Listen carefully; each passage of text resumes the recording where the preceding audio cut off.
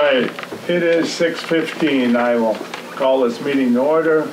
Roll hasn't been taken. Need a motion to approve the agenda. So moved. Second. Motion by Cheryl, second by Ross to approve the agenda.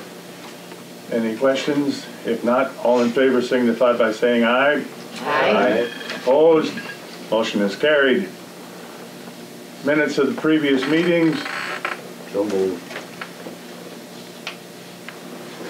Second. Motion by Ross, second by Cheryl to approve the minutes of the previous meetings. Any questions at all? If not, all in favor signify by saying aye. Aye. Opposed?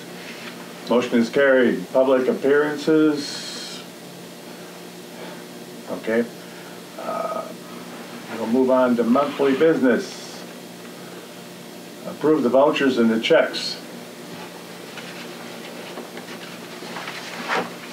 So moved. Motion by Cheryl, second by Bart. Any questions at all? If not, all in favor signify by saying aye. Aye. Opposed? Motion is carried. Prior month's income statement.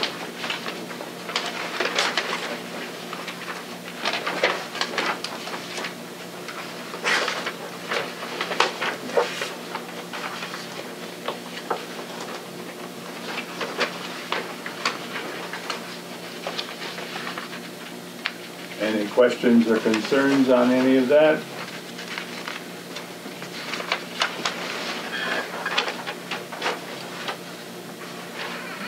If not, resolution, council acts affecting the utility, resolution number 42, 2022, resolution declaring official intent to reimburse expenditures from proceeds of borrowing.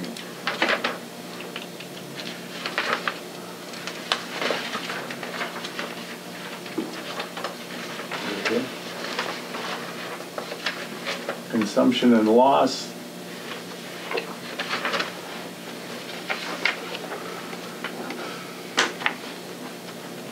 Water. We had over pouring through the rain that month. And they were doing like sewer construction. Oh. This is September. Yeah. Sewer I expect, but water's low. Yeah.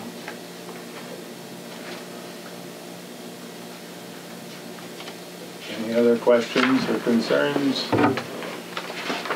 One thing I'd like to add with going off of that is I know other communities will keep track of that wasted pumped water, and it actually gets billed to the contractors for the street project.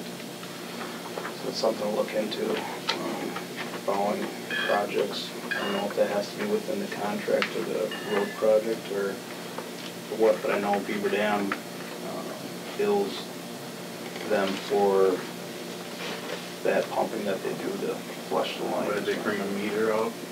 I would have to talk to some people, but I know Beaver Dam does it, and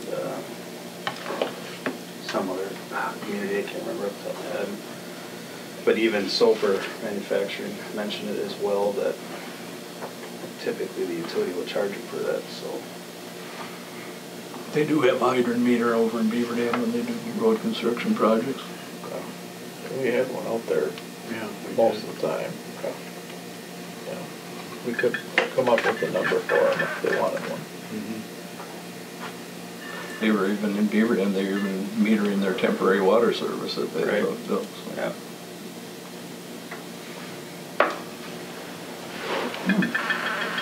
Something to look into. Something we should be doing.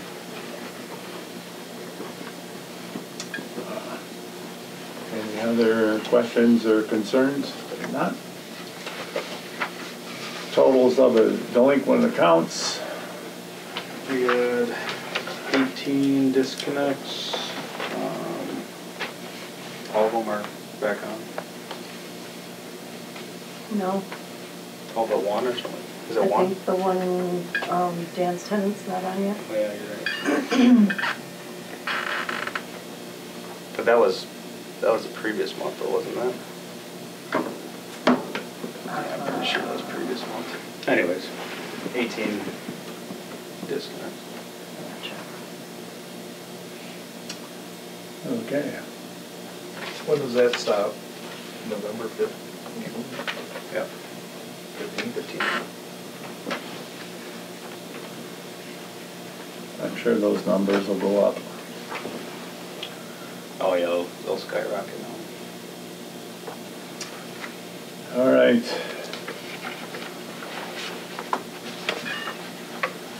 So, reports of officials. Utility account. Okay, well, first I want to apologize for making you all come earlier because I messed up on the agenda. We were supposed to have the organizational meeting at 6 o'clock, and I posted it outside. I had stuck it in your envelopes that I mailed out with your regular agenda, but then I realized that there was something on the agenda that because I copied from the last month and carried over to this month, and I forgot to delete one of the lines on there, so when I redid all of that, I forgot to put the organizational meeting agenda back in the envelope. So, sorry. We were going to review and approve the electric budget that was put on hold last month when we did the other two budgets because of the question of the wages.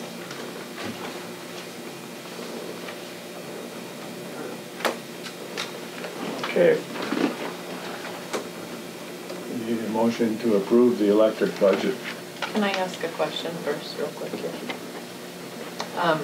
The budget is there, but that budget is showing that 7.5%, correct? Yes. Okay.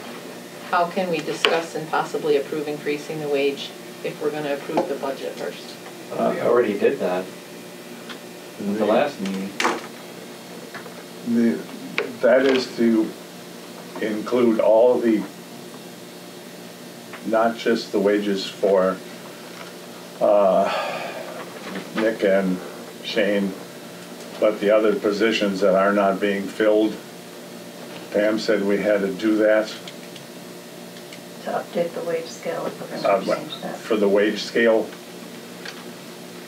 Be the open positions. the open positions, If we'd ever fill those. we had to do that, fill that all.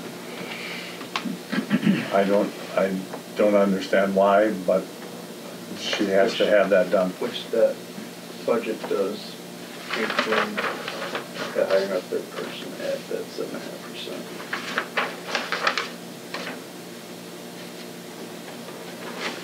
And it's on the high end, it was actually for a journeyman, so it's on the high end of the budget. So if you would hire an apprentice, it would be less.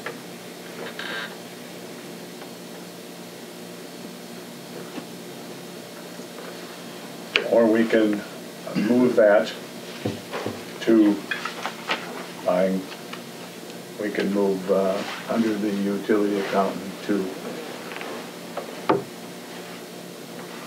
move that to the president one and make it all as one, if you would so desire.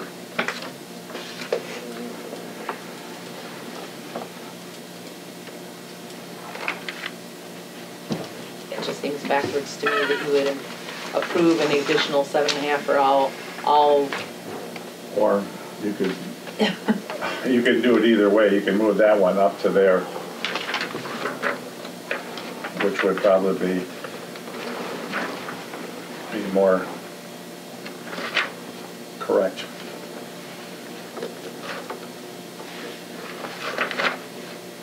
I know, and this is just in this process of budgeting, I know that there's, the desire for the third person, and I guess one of the questions, and the more I think about it after our last meeting, is how much will our city, how much can our city bear for having electric people here?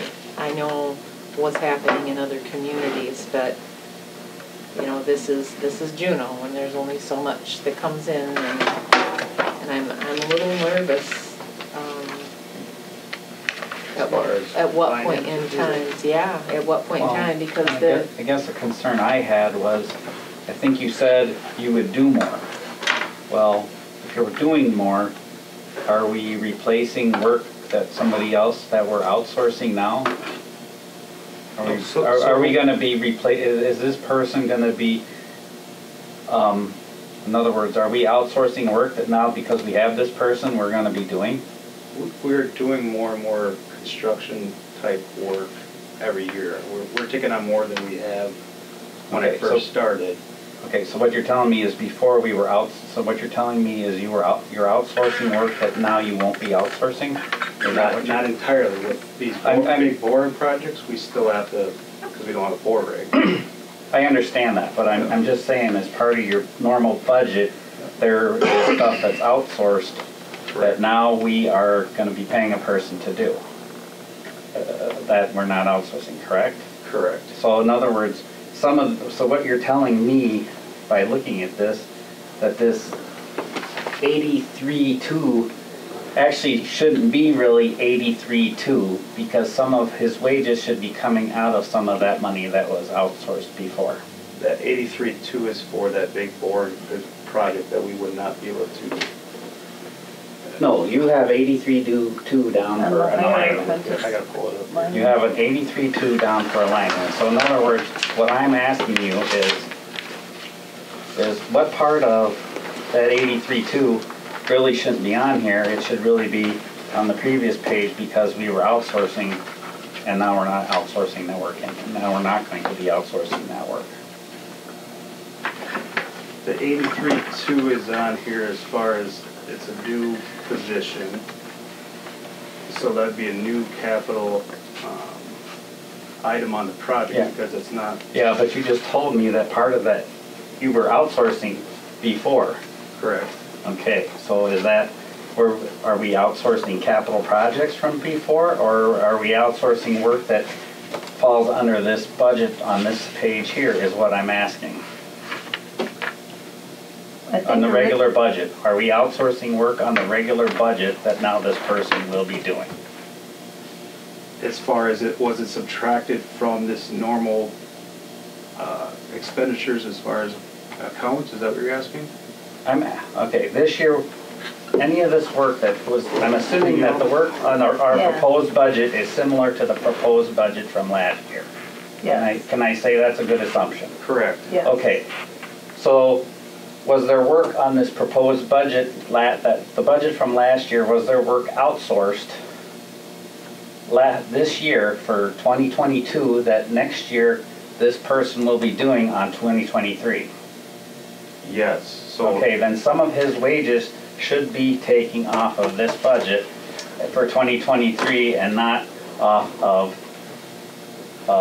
and not just be complete list added on as a position is what I'm saying. We originally put that on there under the new capital items to show that the budget could handle having an extra. I understand that, but I'm saying that some of this person's wages should be part of the original budget and that 83.2 shouldn't be 83.2 is what I'm saying. This 83.2 does not need to be on there because it is now in the expenditures. I didn't, when I sent these out to you, I didn't redo this first page with the capital items. I didn't go through and take that line item off. Because in but reality, it is included in these numbers. In reality, that's not a capital expenditure. Capital expenditure is a one-time hit. Right, and but like I said, we originally put it on there because Nick wanted to point out that there was an additional expense that he wanted to add to the budget. And the reason we put it on here, another reason we put it on here was to show with the current rates and our revenue with wholesale power costs and return, that our rates are designed for those three people. And I think it's easier to see from this than was in the expenditures to see what the book income would still be from a year-to-year basis. And now I understand what you're I mean, I want to know what the ROI is. Real basic. What's my return? What's the utilities return on investment of hiring this guy? Correct. Are we covering all of his wages with work that was previously being contracted out to somebody else? That's my question. Yes, so like. So in other words, we should see less contracting out when you do your projects, when you do your little lists every month, we should see a lot less contracting out. As far as secondary services and things like that, yes. As far as the primary boring, we can't. I understand that there are some things that right. we don't have the machine to do what. Correct. I understand that, but I'm saying anything else that we're contracting out for, you're going to get questioned probably a lot why we are doing it. Absolutely. Going forward, because if we hire this person. Absolutely. You're going to get the third degree. Absolutely. So what kind of work is he gonna be doing that for contracting out right now? So instead of boring in or installing our secondary services to all these runs that we just did on these 18 homes on East Oak Street, we would be installing that. We have more manpower, because Cookstown Communications, they brought up 3-man crew. Well, for us to hire Cookstown Communications anymore with 3 guys doesn't make sense, because we have the manpower just as they do, minus the boring crew, to boring those long stretches. So with that, we'd be putting in our primary runs. If it's open trench, we can put in our primary runs. And then as long as the secondary services, we don't have to bore in, we'll do that as well. So what other work? So we have,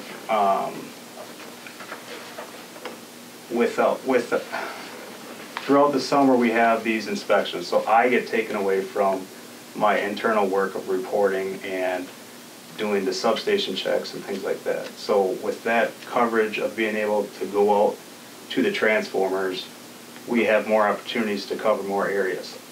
We cannot go into a transformer without 2 people. So no matter what, I get pulled away every time to go help out Shane, and vice versa. So it's more or less a coverage and a safety thing as well. When I go on a storm call and one of us is gone, and I have a DPW worker, we're in violation of our safety rules. And that's my main concern too with that. There are different set of rules for investor-owned versus municipal-owned utilities? There's 2 separate books. Okay. And we adopted that MEAW safety manual 6 years ago here. So we've been in violation every time I go out and do a storm call by myself, every time. But this applicant or this person wouldn't have any more skill sets than your DPW worker assisting you for a few years. As a 9-month graduate, you would. Okay. That's what you're looking for? I'm looking for an apprentice. That would be my main choice.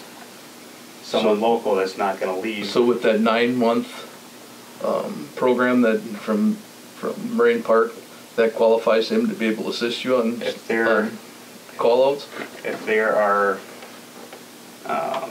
entered in the state apprenticeship program, they are then considered a competent employee for electrical power distribution, which then makes them qualified for assisting in electrical calls.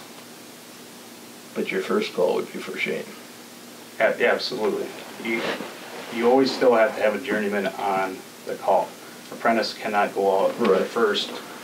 It's 3 years they can finally start doing hot work by them, like with doing the actual hot work. They're limited to secondary work. Correct.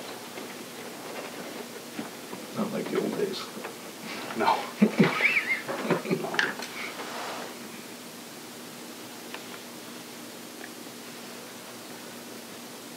And I get the hesitation, guys. I understand that we're a small utility.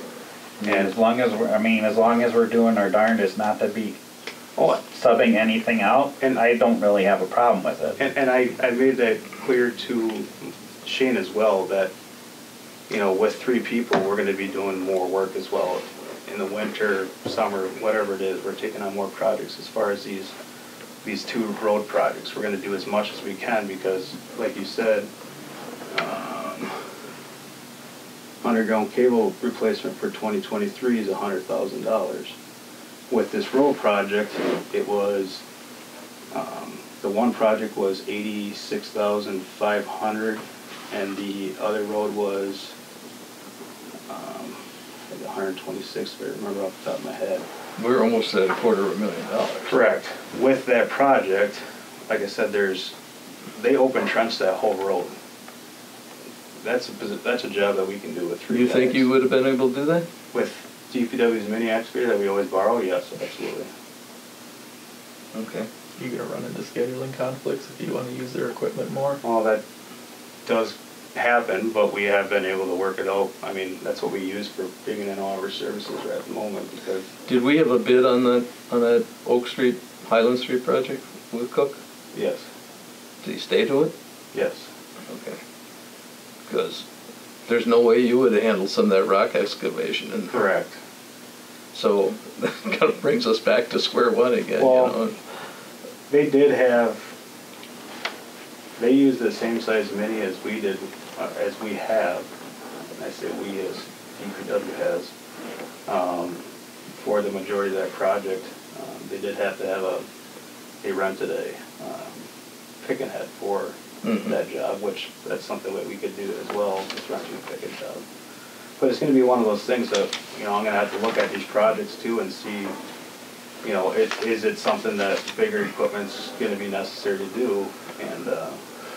And right now, we're to the point, you've got it all underground, or all the potential underground projects are done. Now all we're doing is upgrading cable, right?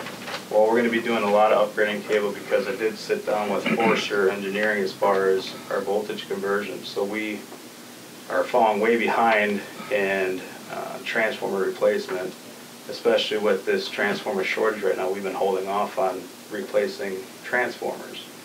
So once this transformer demand goes down and we can get lead times cut down in half, we're anticipating to put in 50 transformers out a year.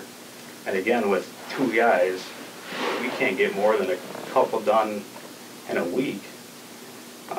And hopefully by having a 3rd guy, we can cut this time in half. Because with this 3rd person that we had in the summer, I mean, we're spending almost 2 hours just to get equipment to the site because we're going back and forth, trying to get all our vehicles there. It takes, you know, you're taking more time running back and forth with equipment than it is you're doing the actual work. So, like I said, I get the hesitation, but I know we can for sure find work for all 3 employees. You guys will see that we're going to be doing a lot of projects, and I'm not a person that's going to, you know, take advantage of the situation. I hope you guys know that. Where are we on the overhead rehab out to the treatment plant? So with that? With this road projects going on, we obviously weren't able to, this size of a road project. You know, most road projects we're not replacing all the underground cable to it. So now your vision on these rehab projects, basically it's usually just primary cable. Correct. Secondary's got about the same expected life as what the primary's got. Correct. How are you going to attempt those? So they actually have this machine now that you can hook up to the secondary services and look at the insulation value of that wire. That's what companies are doing to see. It gives you like a percentage of what life expectancy that wire has. I know utility is going out and replacing secondary services with new services. What they're doing is they're waiting for these secondary services to fault out and then replace them. But now these backyard projects, you're not going to be able to open trench them. You're going to be back to jobbing out the boring again, correct? Some of those jobs, but like behind South Street would be on the north side. They open trench that whole thing. Okay. But that's done now. Right. No. That's 20 years out again. But I'm saying, 25 years you know, out again, yeah. each project is going to have its, you know, we have to look at the surrounding. Because most of our concentric neutral cable's been replaced now, hasn't it? There's this, after doing inspection on, we did a third of our inspections this year. The north side of would be South Street, so Arbor, going west to Ridge Road. All that behind Ridge Road is all open concentric. Yeah. Is it yet? But you think you're going to be able to replace that in-house? The primary? Yeah. Depending on, up on Ridge Road, we would be able to where it goes around the Hilltop Circle. Hilltop Circle, things like that, but where it's going through, if you got a lot of or sheds built on the back lot lines, things like that, you know, we're gonna have to probably have those bored in, absolutely. I think that's what Bart's question is. It's not gonna be a tit for tat by any means, Bart. No, I don't You know, expect it to be, but I mean, I'd like to see this, I mean, I'm hoping it's like 70, you're gonna tell, I mean, I'm looking for something like, is it like 75%? I mean, that's kind of what I'm looking for, is kind of what, I mean, kind of what number do you think that this person is gonna be? As far as cutting down on expenses, Yeah. that's contracted out, Yeah, so is I it, would is it say say- 75%, or is it 25%? no, Or I'd say it's probably 50%, because 50% of the job is secondary services. And your higher costs for the installations is your primary. Even though you have more footages for your secondary services, the primary installation is higher because it's a larger size bore head that they have to put in. With secondary services, they open trench unless it's underneath the driveways. Those expenses are a lot cheaper. So I would say it's closer to 50%, just because those. So we'll costs- recover 50% of this person's wages by not contracting out, is what you're telling me. What's that again? So we're gonna recover 50% of this person's wages by not having the contract out. But what we need to understand too is that our rates that we pass through the PSC was designed for 3 employees. Oh, So I our book- understand No, that. I'm not trying to. I understand that, Okay. but I'm also trying to understand how much quicker mine and every other person that's on this board is gonna be paying for their rates in 2 or 3 years, because we're gonna have to raise rates, because we're gonna have to raise wages, because of all the things going on. That's where I'm going at. And I wanna know that this person's, at 50%, I'm a little reluctant. So, if that is gonna be our standard, is it okay for then us to contact other utilities to then wait for us to perform work for the Yeah, I'm emergencies? just running it through my mind, and that's, Mhm. I mean, this is, Absolutely. I mean, I'm just trying to work it through my mind. I mean, at 50%, I'm probably gonna vote yes for this budget, but if you'd have told me 25, I'd have told you, good luck, and we're gonna be contracting out. Mhm. I look at it as a coverage as well. I understand that part of it too. There's benefits, and it's like, okay, how much is the benefit that we're gonna be covering over and above, and we're not saving by hiring somebody else out to do it? Where is that benefit? Right. I understand that. I'm just trying to get a, Oh, absolutely. So this 83,000 that's on the capital list is included in the labor list on the budget, Yes, so it shouldn't be on the capital list. correct.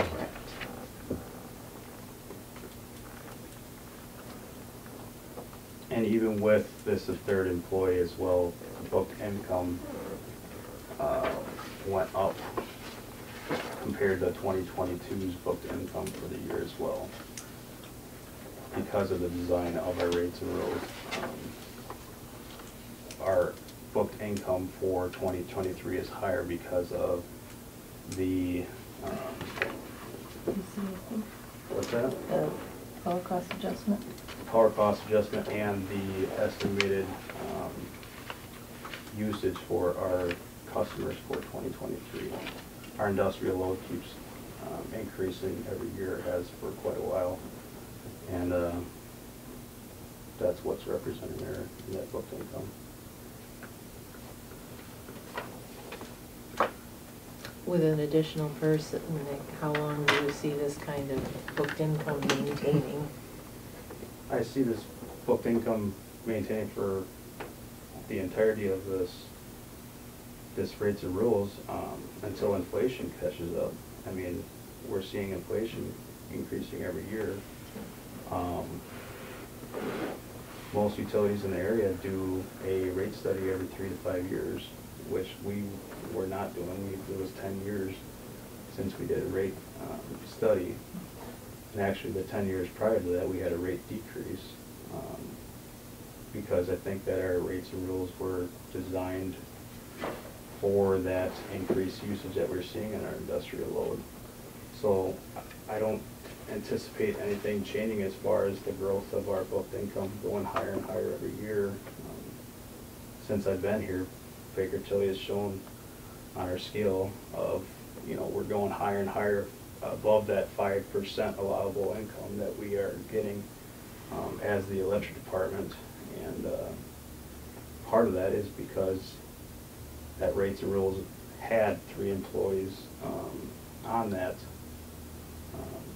rate study, because when I first started, there was 3 guys here. And I think that's why it's reflecting that we're making more than we're supposed to be getting. Obviously, they're not going to penalize you to be higher than that 5%, but. Well, we haven't had a rate increase either, though, to make that higher. It's just Correct. been stable. I guess the only other thing I would say is we start with, I would really like us to start with an apprentice and not hire a journey person, hire an apprentice person. I agree. So, what is your pleasure? I'll make the motion to accept the budget. We have a motion.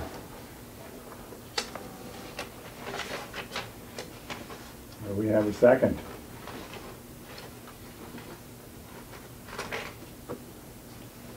I'll second the budget. We have a motion and a second to approve the budget for the electric department. All in favor signify by saying aye. Can I ask one more question, please? Yes, sure. Do we have a schedule for an apprentice pay? Yes, it's on a wage scale, so it'd be with that We updated. probably talked about that before. Right? I think actually it might even, if you, in the front of your. Starts at worksheet. 70%. Yeah, it's 70% of the journeyman, and every 6 months it goes up. Matt, there should be a roll call vote. And then every month it goes up? Every Okay, I was going to like, whoa, wait a No, second. we have a roll call vote, Lori, for the approving that budget item. We didn't in the past. We No, just that's did a not regular- correct. You should be doing a roll call vote for Okay, something Okay, like that. be a roll call vote. okay. All right, it'll be, and are you just checking, make sure you're ready? Yes. 1 second. I was just looking for the roll scale. I thought I had the numbers on it. Okay. All right, it'll be Bart. Aye. I'm Opel, aye. Evans, Aye. Brown, Hi. Caniff, Aye. passes. All right. Community contributions. Okay.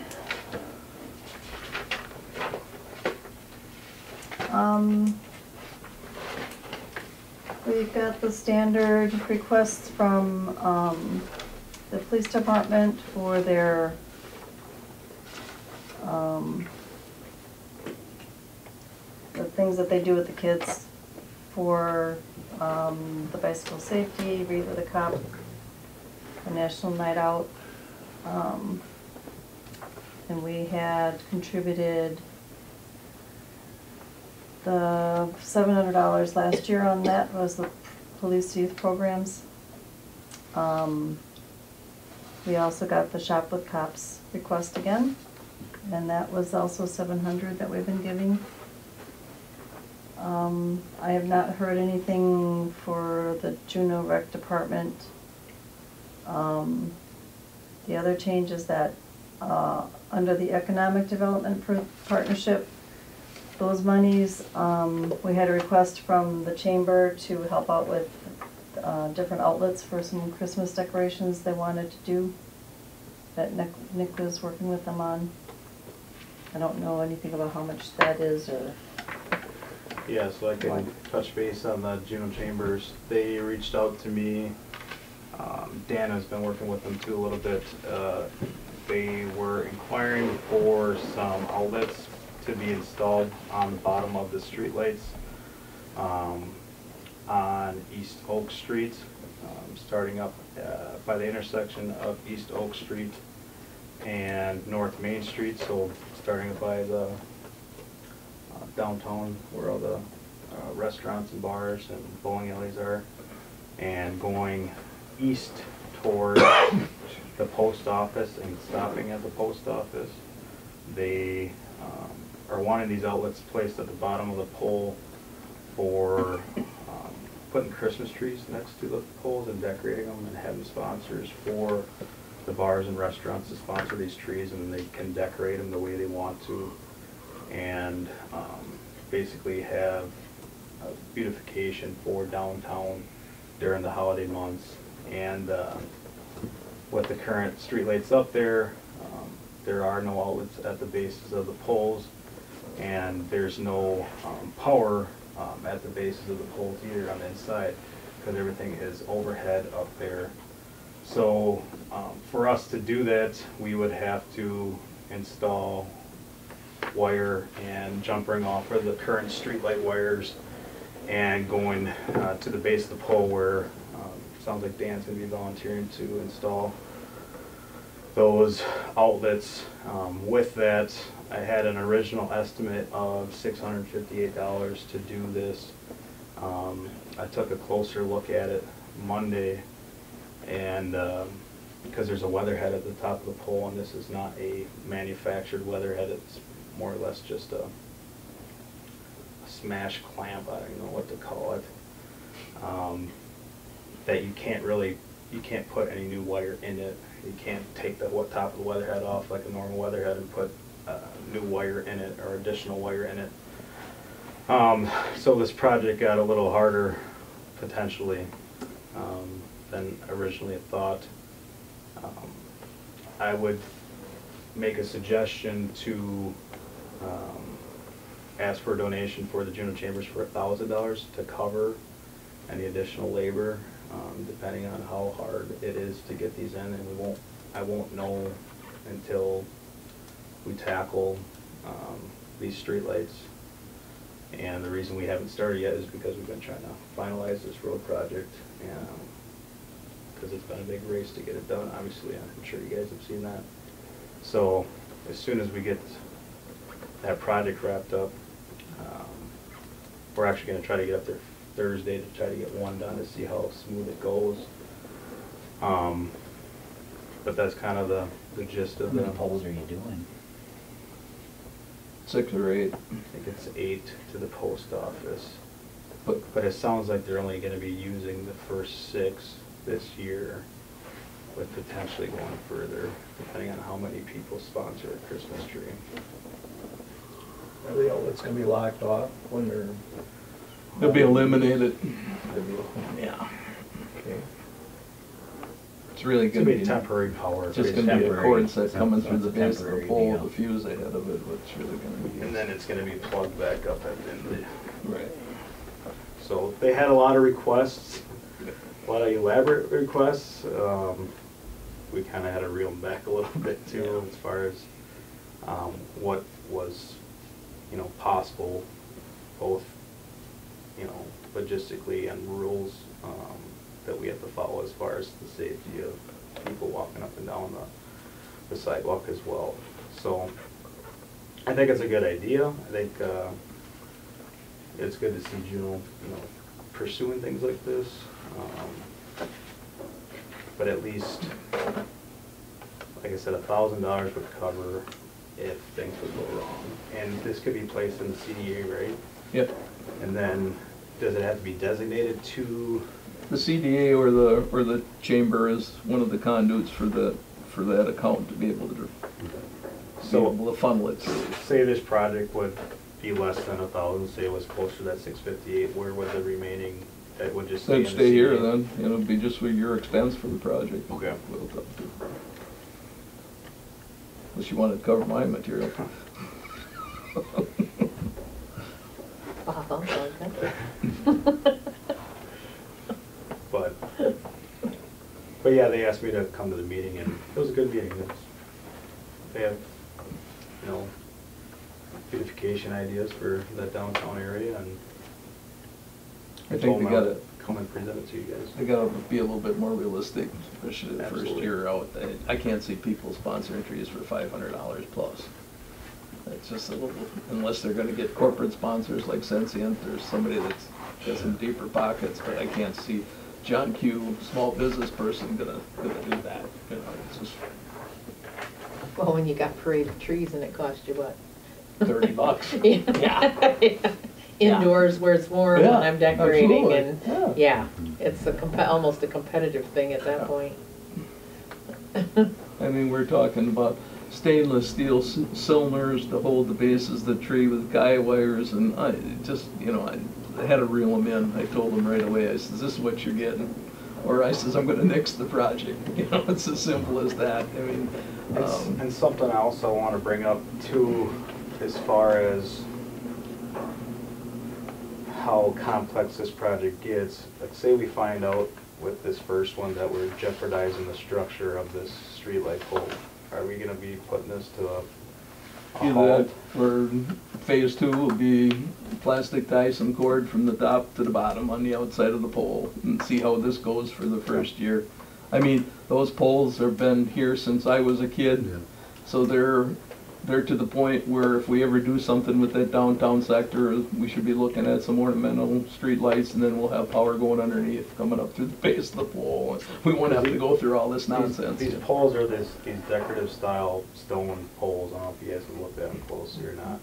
They're like If octagon we- shape. If we have to, you know, we're gonna be core drilling on the bottom for that cheater cord or whatever you decide to do. I'm going through your metal plate, through your We inspection have to plate. see, or if I have to core drill at the top to get wire down, Yeah, we just have to take it one step at a time. right. I don't believe any of our plan is to damage the property. No, right. No. Or cause that we have to replace a whole Right. bunch of streetlights because of Christmas trees to beautify the And downtown. this, you But know, not this year. eventually, I don't know, I saw in the plans that road is getting done, right, resurfaced at least, and probably because of all these lead laterals eventually.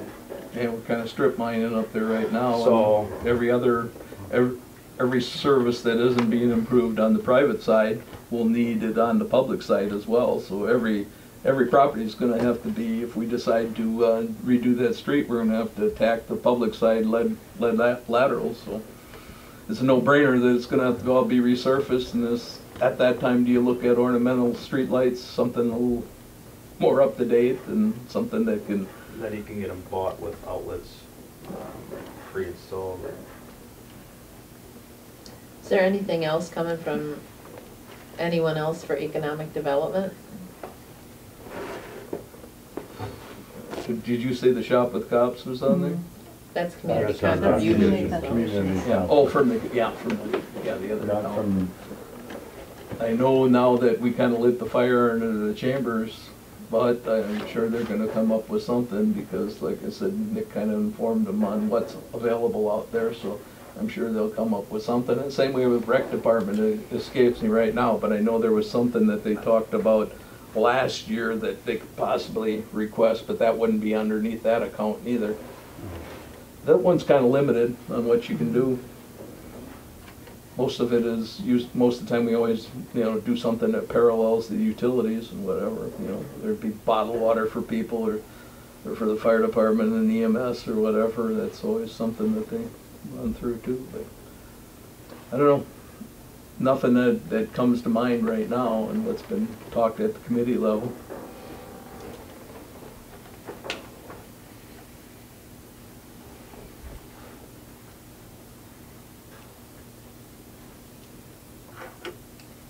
So what is your pleasure? I guess the one thing that does come to my mind, Nick, that's probably be involving you, Autopet or Whisker has obligated themselves to do 2 welcome to Juneau signs or whatever, and we were talking about possibly moving the one at the south end back to the old site, away from the school. and put it where the old Welcome to Juneau sign used to be on the north side of 26, you know, right below Kenny Stocks there. So there would be some costs that would be incurred for to get electric down there and what have you too, whether you run off the streetlight circuit up on Downey or whatever, but. That would be hard to do, yeah, But- streetlights. You know, that would be another thing, so. Because we actually did, we brought streetlights down for Christmas lights. So there's Christmas lights going all the way down to Pigleys, so there is streetlights at those wood pole sites. So it would be easy to That bring. would be an easier fit too. And it would be on a dusk to dawn already contactor, so.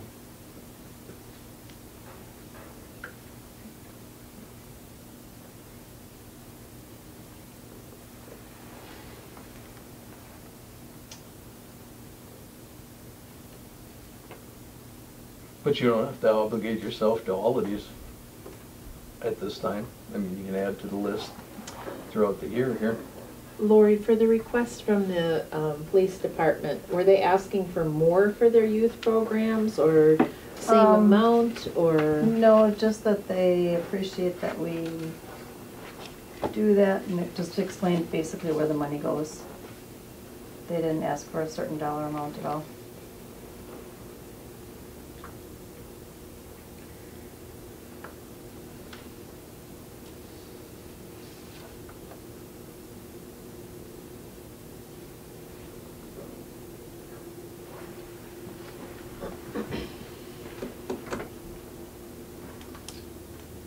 Do we have anything else community contribution wise that you know of, Deanna, for anything that?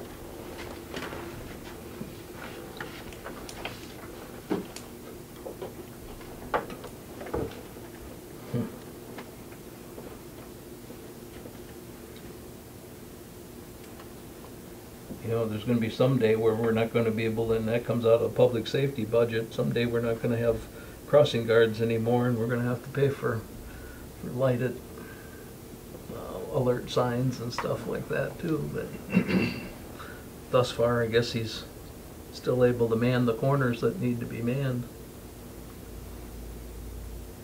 I mean, that'd be another item that would be very well appreciated, you know, that it didn't have to come out of the police department budget or whatever, because he does fund the crossing guards out of his budget and what have you there, so. But we're not at that point right now. We're not at that point right so- now. I'm just picking at straws right now. Yeah. Why couldn't you have both? Nothing wrong with having both, especially when they got a substitute, have to pull the police staff in to do it when days that they're short. I know he keeps sweetening the wage a little bit each year, you know, whenever he can to try and entice people, but even at a half an hour for an hour, you know, for a day's rate, that's kind of hard to get people to do that, you know. We tried to have electricity put in there when Route 26 was redone to do those signs. And they didn't, the state didn't want it done.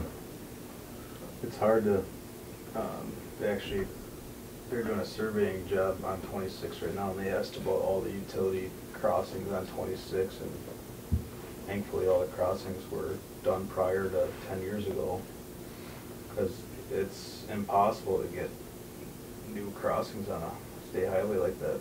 I don't know why they're so against it, but I don't know.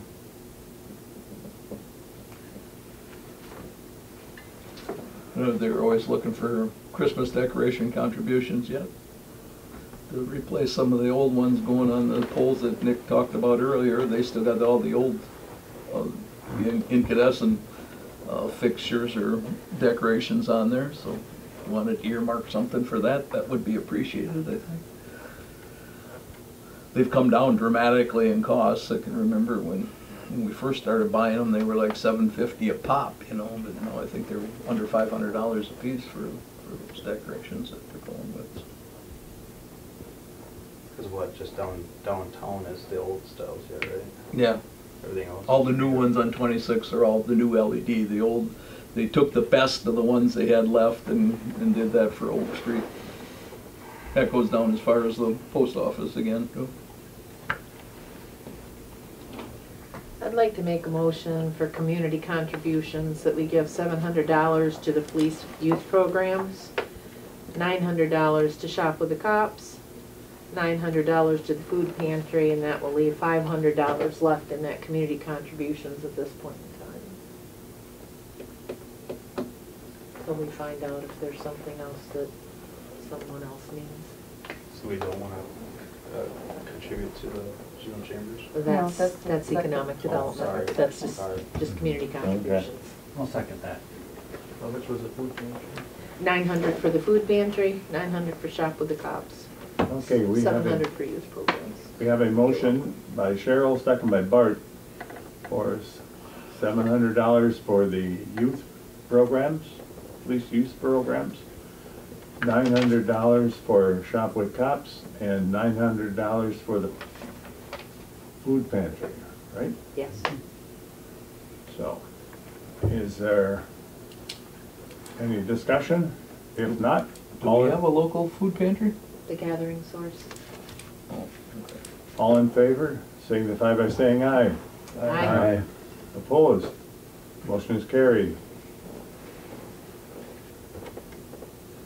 So that leaves $500 in there.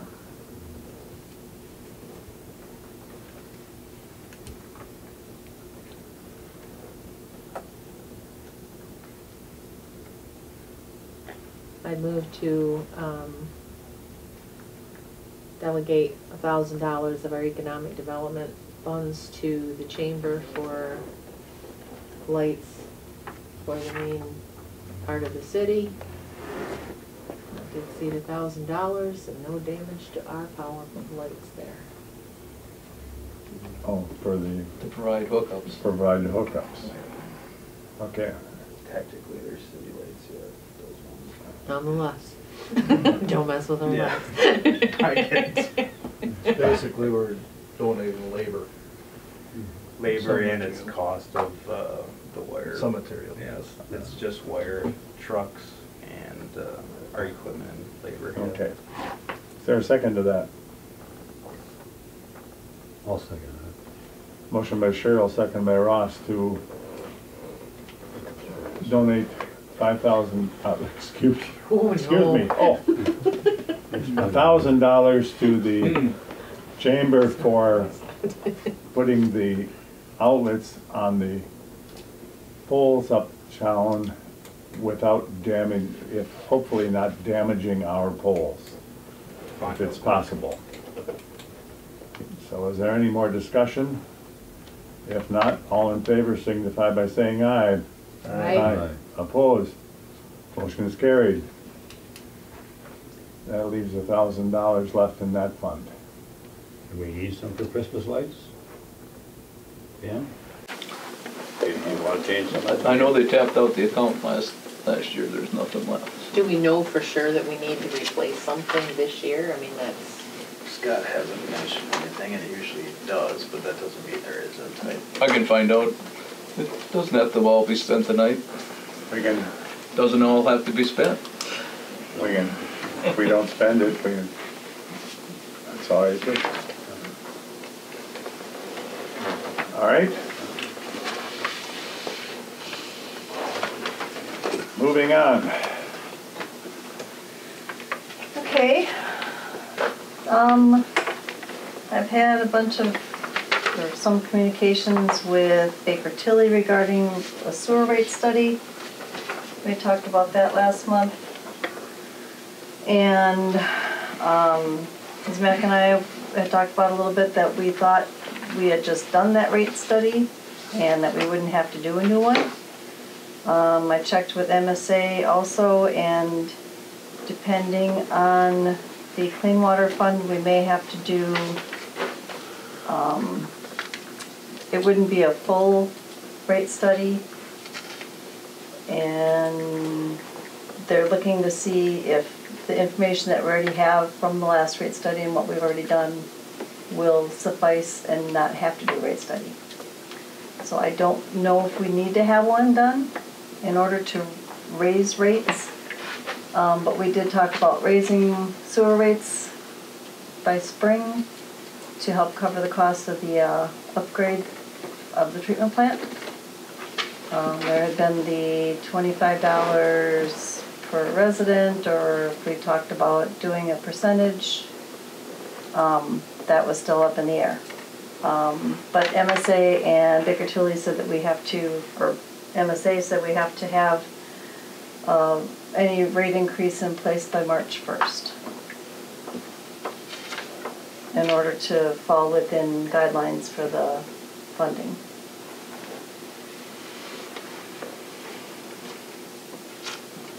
So I need to know if we want to decide what type of rate increase we want to do, or when we want to have one effective.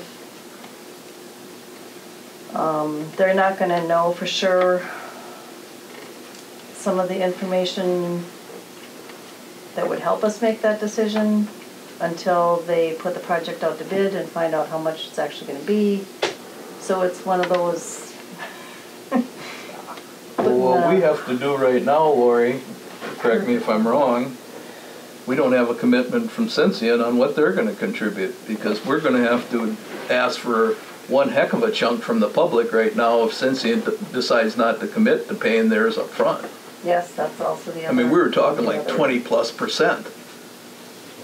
34. No, I'm talking about the rates in order to come out to be able to establish the funds that we could get the funding.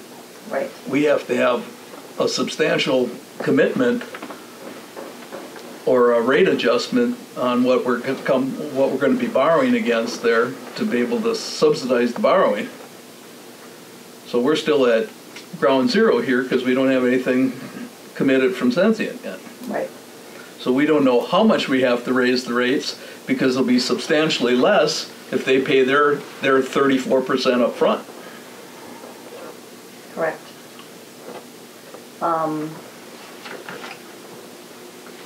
I did talk to, Did you get any from the list server?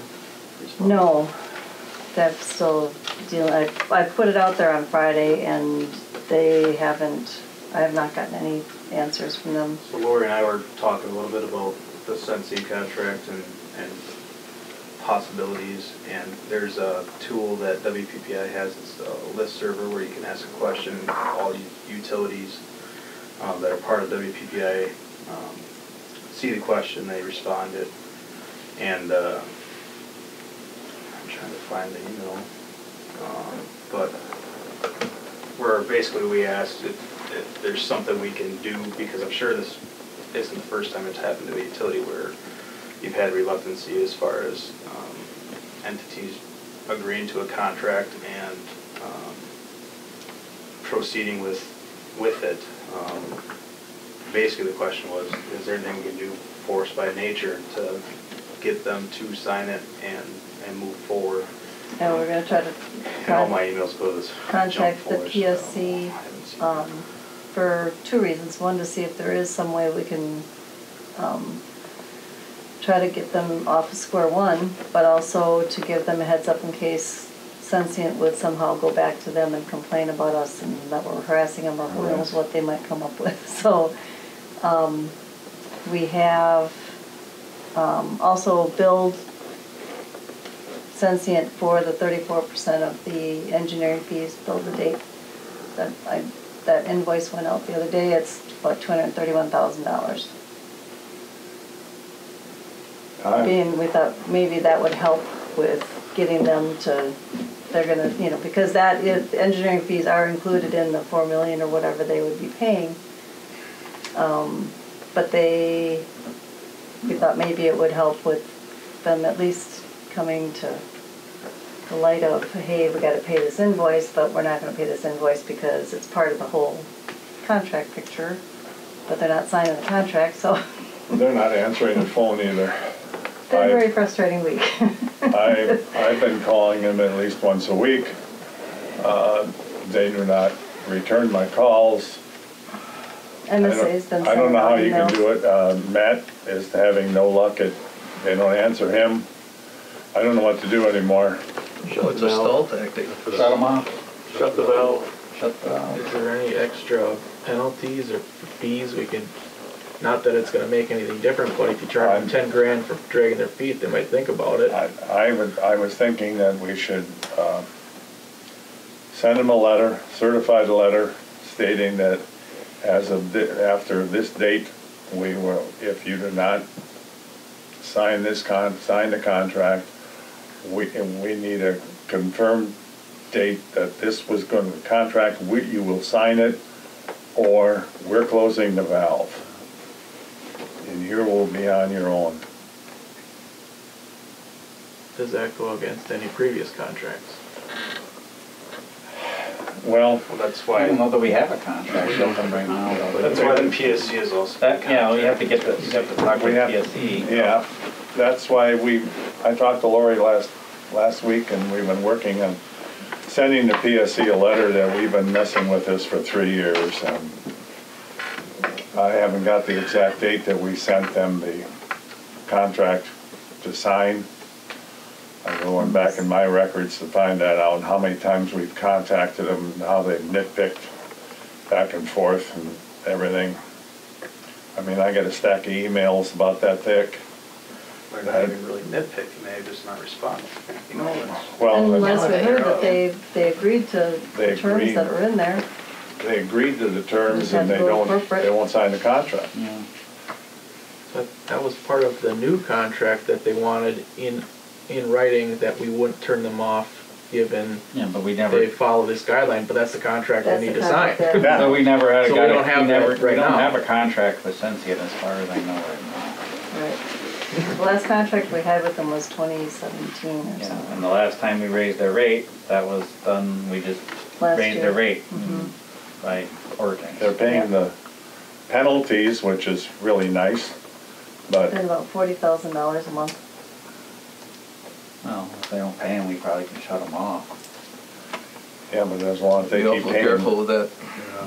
Public Service Commission is real Yeah. stickler about how you end Yeah. service with any given As customer. long as they keep paying their bills and paying the penalties Well, they're then- paying, I don't know how, And send if them we can. Send them a bill for whatever it's gonna cost. Yeah, but what was the conversation you brought to the table that all of a sudden they were looking at doing their own They treatment did, and what have they you? looked at it, Well, it was too costly. when did that happen? Just lately, when we've had this conversation with them for the last year and a half, you know? I mean, how did that pop up again? They made a commitment to us to move forward, and at the time we signed the contract with MSA for engineering, and then all of a sudden this comes up in the midst of this, that they were looking at possibly going on their own? I mean, that, And then they came along with taking their total sewage, and MSA told me they have to do a complete redesign of this facility in order to take it.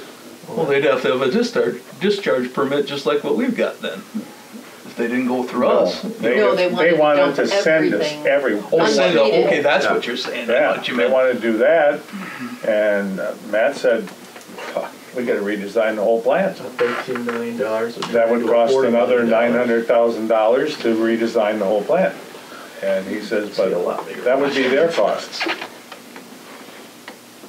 So, that's the last time John Long talked to me. He doesn't make any decisions anyway.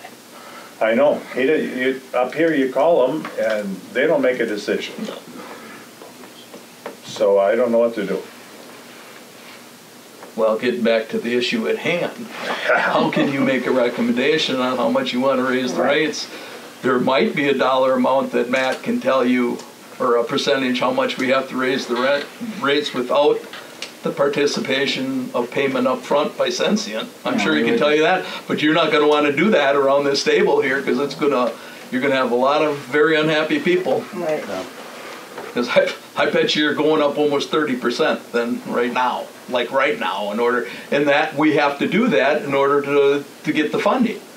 Because we have to have that in place, from my understanding, in order to bolster our net income in this utility, this sewer utility, to be able to get the clean water fund funding and any other funding that we're looking for. Right. Because right now our rate structure will not support as standing right now without a healthy raise. Correct. So if Sensia pays their 34% up front, that dramatically decreases the amount that we'd be putting on the table for John Q. Public Group. If I'm understanding this Yes. right, Yeah, because that is That's how it would correct. work. yeah. And Otherwise, you gotta raise everybody. I mean, It needs to be effective by March? Or approved? We by have to March? start bolstering our raise. We have to get it some. would have to be effective March 1st, by March, in place by March Right, 1st. so it'd be nice to do a step raise, but that's like Not gonna 2 get a months of a step raise step, now. it ain't gonna Because then you're happen. gonna have the We're late people in the game upset now. that they just Yeah. raised them last month, so they're saying that we're just gonna have to do one big increase. I think the first thing that needs to be done is a response from the PSC to see what kind of, Yeah, if you can get the PSC to contact Sensia and to say, hey, it's our understanding from the Juneau Utility Commission that you've had more than adequate time to make your decision on what you want to do here. But I don't want to get them PO'd neither, that they do pull back, well, then we'll just pay it off on a monthly basis like everybody else, because we could really use that upfront payment. It would really help us. But right now, we can't do anything because we don't even have them signed. We can't even move forward with our own project at this Between a moment rock and a hard in time. place. Well, they It's wanted- kinda hard to let it out even for bids. They wanted to bid it in December. Yeah, It needs to Yeah. be signed in the next 3 weeks. Yeah. It's too bad. Is the PSC someone that will It's put not that a kind good of partnership, pressure that's on? all I got to say. what's that? Is the PSC the vehicle that will put that kind of pressure on Sensia? Is that within No, their they- scope of responsibility? I think the only thing that we could do with the PS, To do Okay, the forceful. I think the only thing the PSC would help us do would be to be able to shut it off without the Right. PSC freaking out. And for them to say, if this, they can't come after you in court showing that you were mistreating them as a customer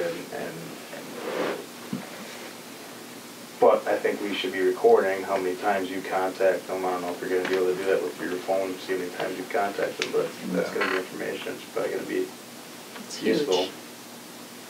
As far as when the contract was presented, how many meetings, when it came to the one meeting, they come to They two? did two. 2 meetings. Those should be recorded.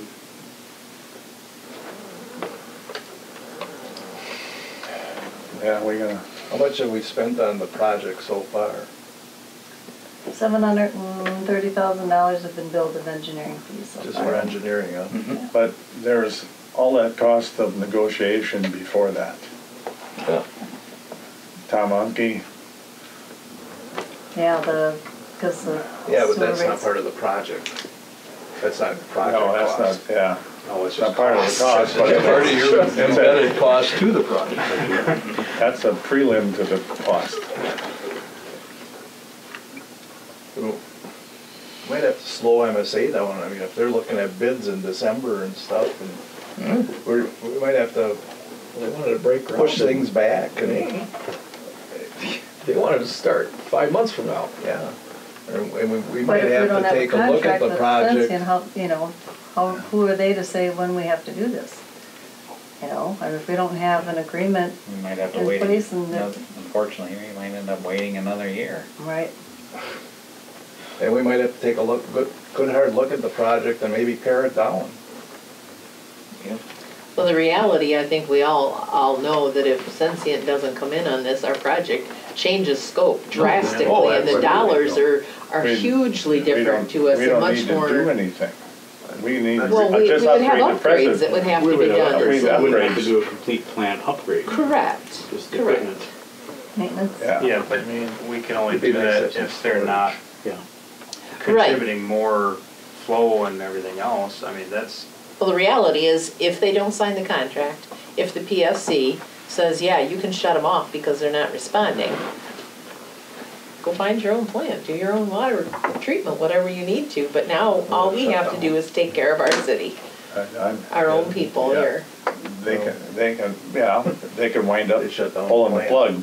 Right, right. And then we aren't taking care of our city so much. Well, but then they pay taxes to the state, they pay taxes to the county, they pay taxes to the school district. Maybe we need to write letters to all those people and say, hey, we have this customer and explain to them, I mean, talk to Mark Bourne, talk to John Jagler, talk to whoever the governor is gonna be after tomorrow. Sure, okay. I said whoever. And at this point, I don't know you would get any help from either one of them, honestly. But talk to the county. Let them know you're gonna, if we have this customer and you may lose that tax base because they're not helping us out to take care of our city.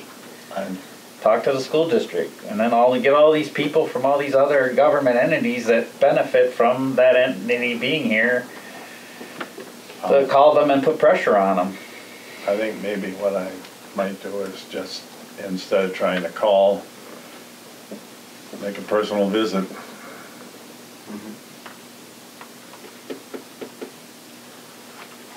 If I can remember how to get in the place. It's been a few years. You're not gonna walk in without security Oh, clearance. yeah, I know. I can tell you that. We wind up leaving a couple firemen behind in the sec to get them back out again. When we tour the place. I can do that. They might put you to work, man. You probably owe them a few hours. Yeah. No, We all do. I don't owe them any hours. I worked every hour I was there. Okay. Well, we gotta get some answers soon. So, yeah. Because you can't go anywhere with what you're talking about, Lori, until Right. we really know. I guess I just wanted to, because I thought when I put this on here that I'd have more information from MSA and Baker Tilly and whatever as far as the rate study and all that. So, but I also don't know how long does it take for us to put in rate increase into effect, because we have to have something with our meeting approving it, and then it goes to council for resolution or something. Alice would be able to help you out with that as far as how fast it takes to get through. I want to say it was 2 or 3 months of Is it a time to resolution go or an through. ordinance?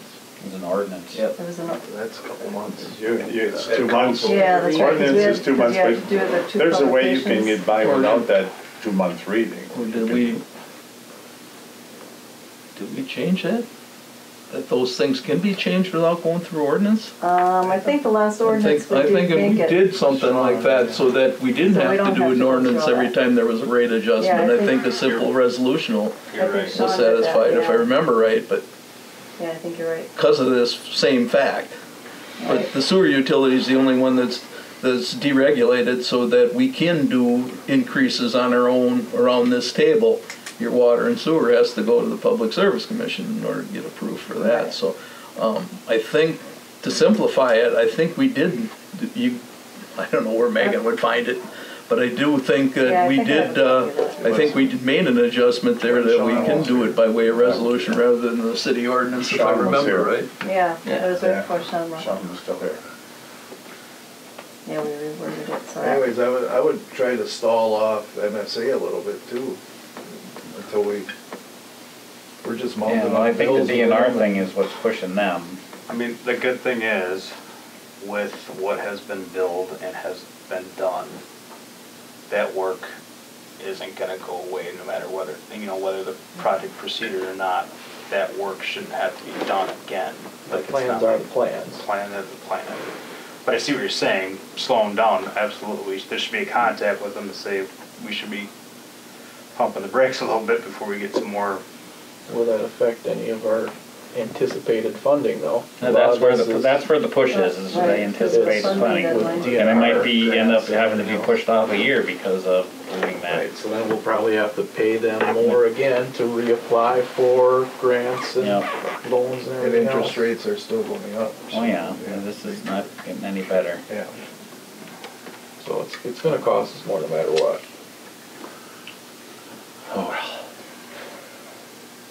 Okay.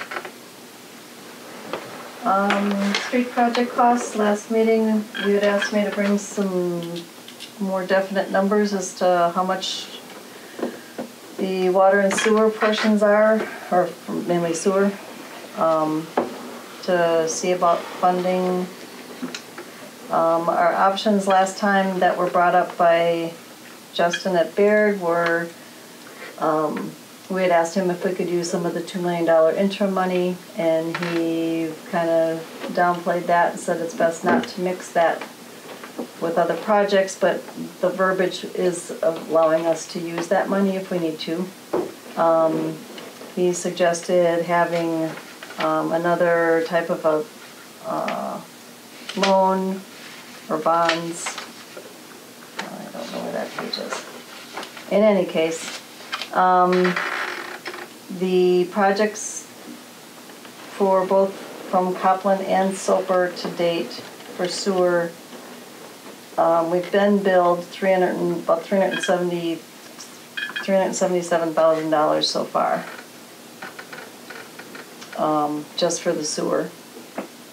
And we still have another 500,000, or, no, that's not right.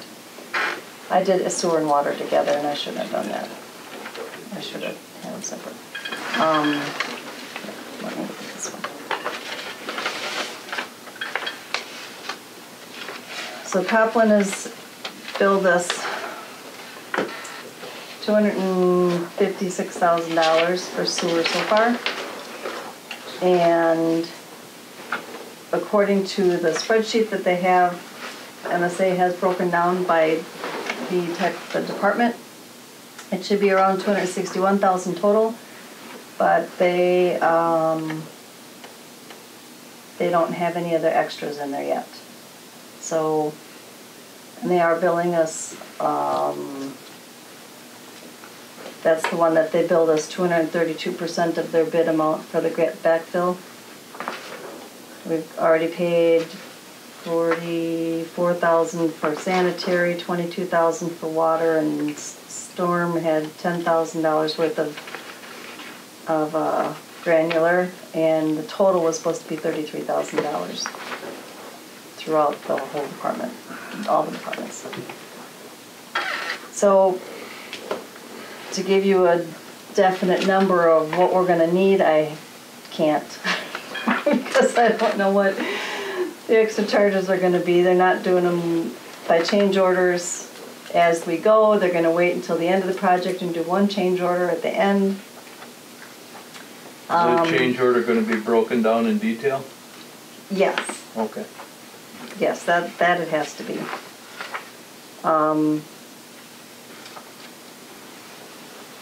But between sewer and water, just for the Highland and Oak Street with Copland, total was $554,000 between water and sewer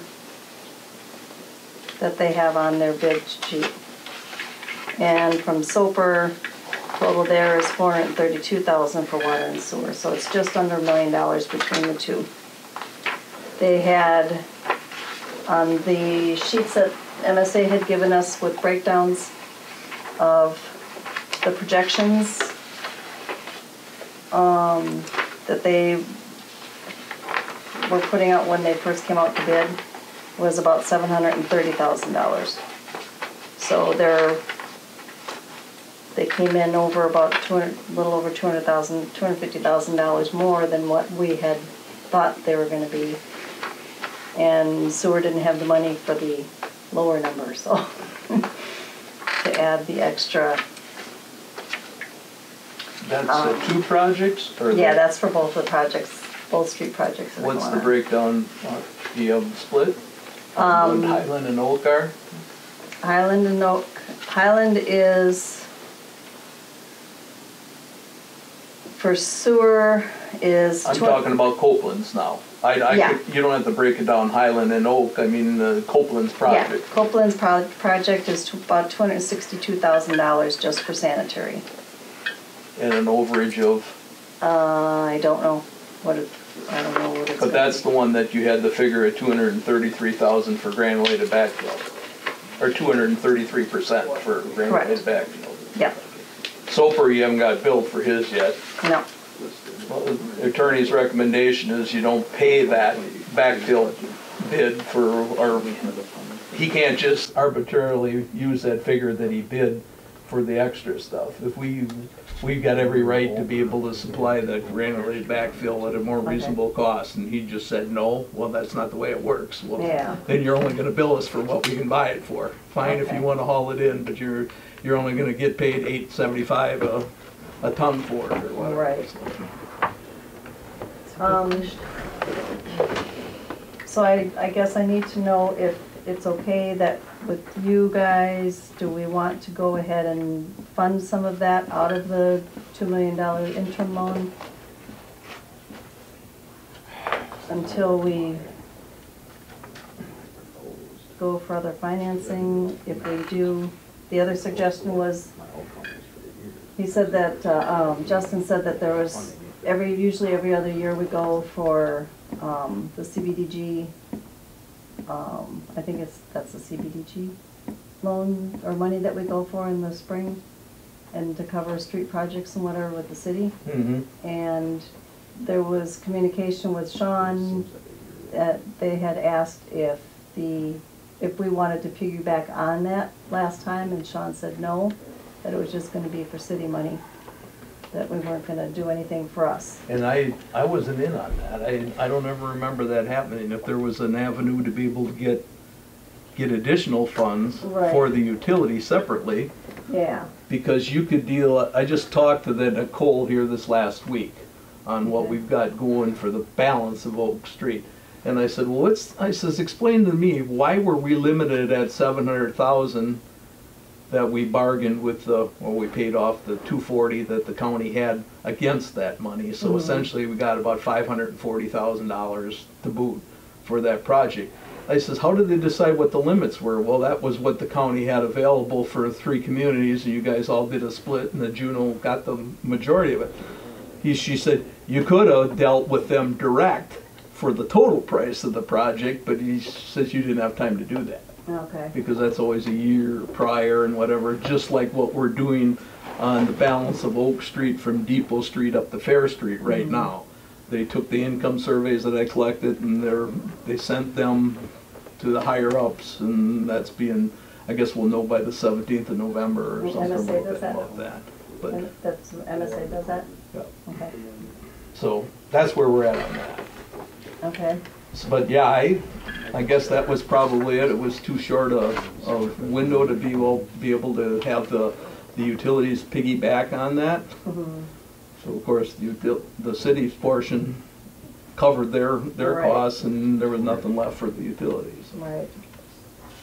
But when you discussed this with Barrett, didn't he offer, knowing what we all got in the works right now, didn't he offer you some ability to borrow money at a lower rate? Because now we're talking did. 5-6%. I'm guessing we were borrowing it under 2 before. Yeah. As of the last couple months, that went out the window now. Hold on. If you did offer it, we obviously didn't act on it.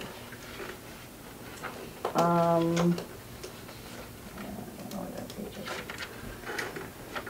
Obviously, they're higher costs. It's still money.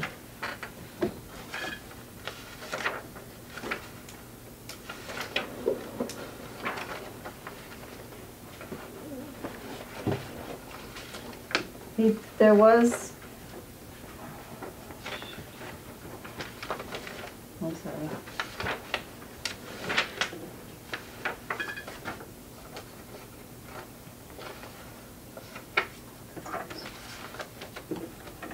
There's been a lot of communications. And I'm at a loss here.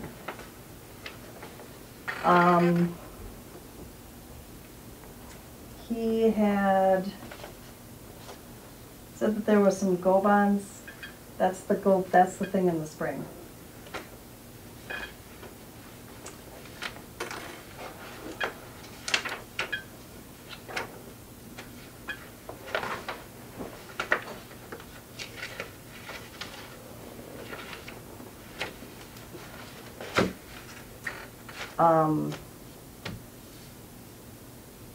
He recommended trying to keep it within the utility and having electric do something, again, with an internal note.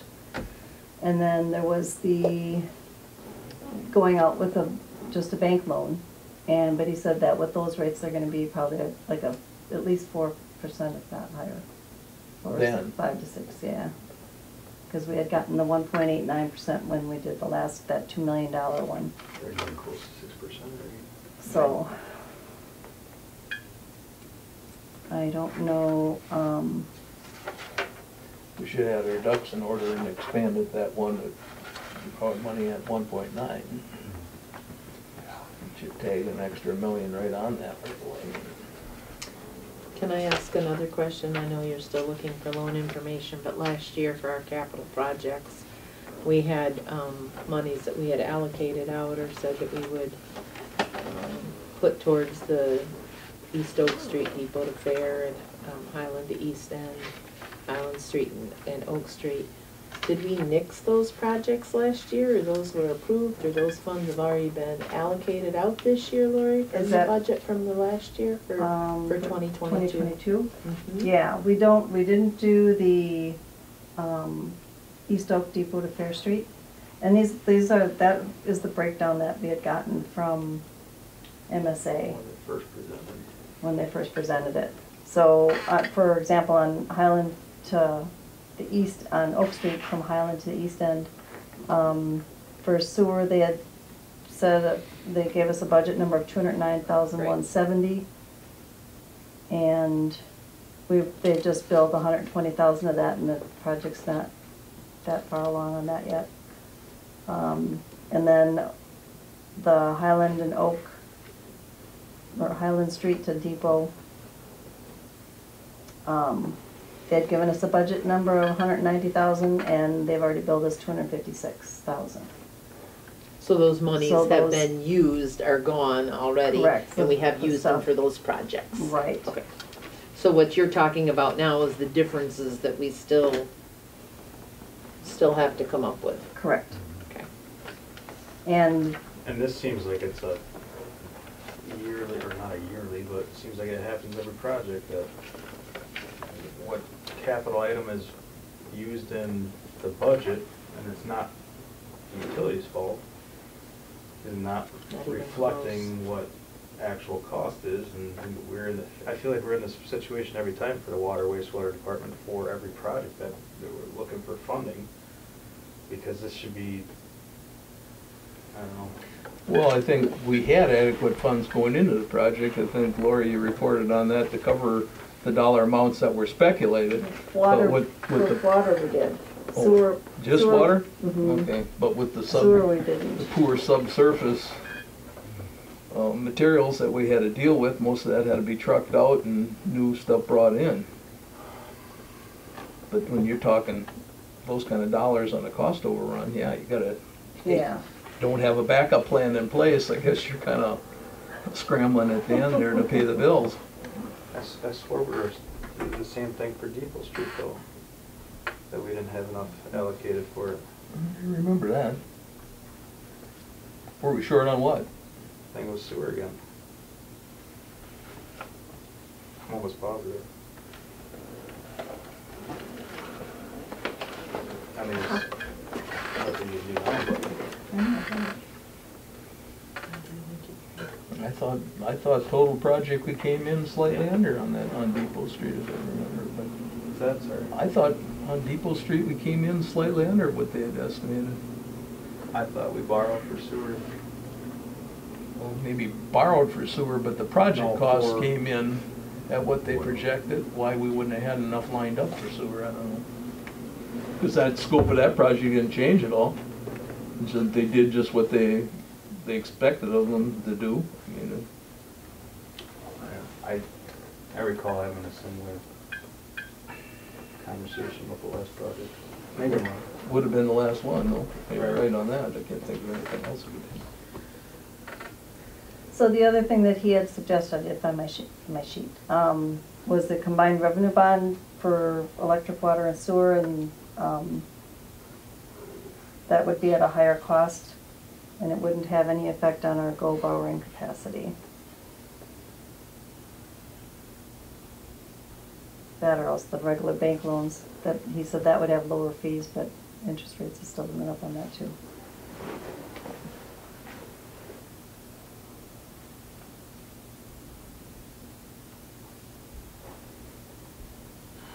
So we did put the resolution in place for if we choose to use the interim loan money, that we can, once we do get funding, we can pay that loan back. So that was put in place at the last council meeting.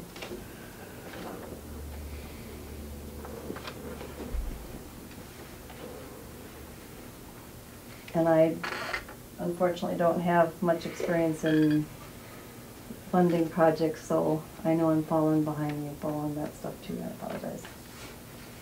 I'm learning. I'm not fast enough in my mind.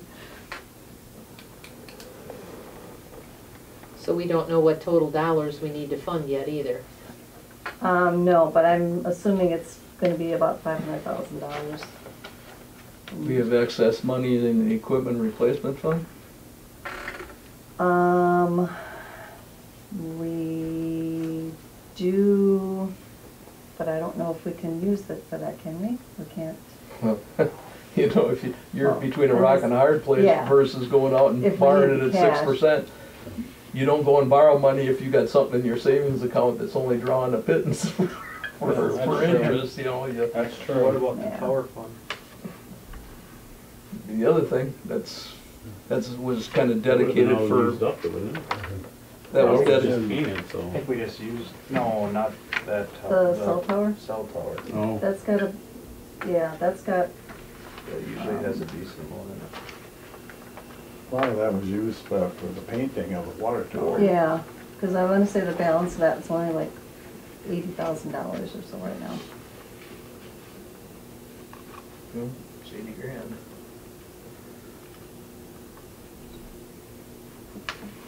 So I will, I don't know if you want me to get more information on, something from Justin on getting a loan, or just to get information. Figure out where we got, what do we have for cash on hand that we can actually use for this, I guess would be my suggestion first.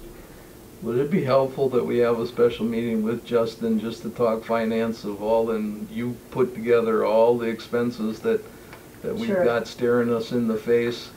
Because I think these guys only get a portion of the information they need to advise us a lot of times. Yeah, And either package that all up and send it to him and ask him to sit down with this commission in the very near future and make a recommendation, and hopefully before interest rates soar out of sight, but Well, we should also be having a pretty good estimate too from Soper. They only got 8 houses to do, they're done, as far as the sewer and water. like 4. They're almost done. They're almost done, we've done Thursday.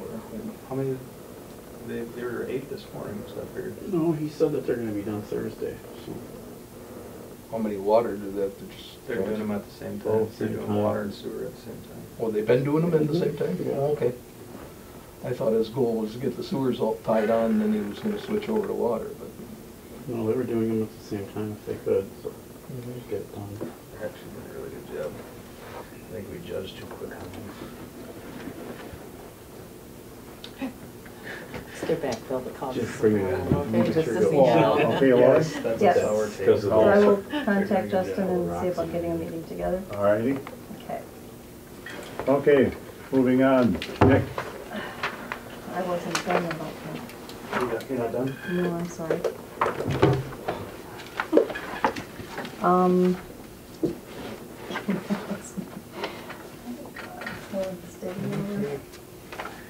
Take money from the sewer and pay that money. All right, the other thing I wanted to mention was, speaking of money and investments, the investment fund that we have for So many the, equations here. I believe it's the LGIP Treatment plant fund. for water. We have In the collection, you know. $230,000 was the balance at the beginning of January, and it's down to $198,000. It continues to lose money in leaps and bounds. And Megan contacted Amanda over at Baker Tilly. She suggested that we just move that money into a more stable account rather than, it seems like we're in a higher risk account. What is the money for? That's, That's the, Local government investment. yeah. That's with J.P. Morgan. They came and made a presentation to us about guaranteeing that they were talking about 6% interest on that. We invested one of the CDs from the water department, and you guaranteed your principal. You can't lose, you'll always get your principal back.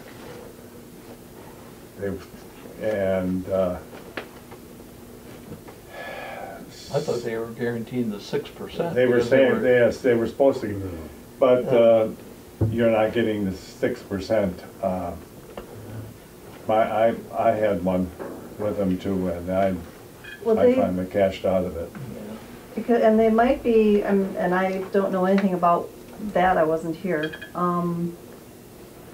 But they may be guaranteeing 6%, because we do earn interest, but then every quarter they do a market fluctuation adjustment.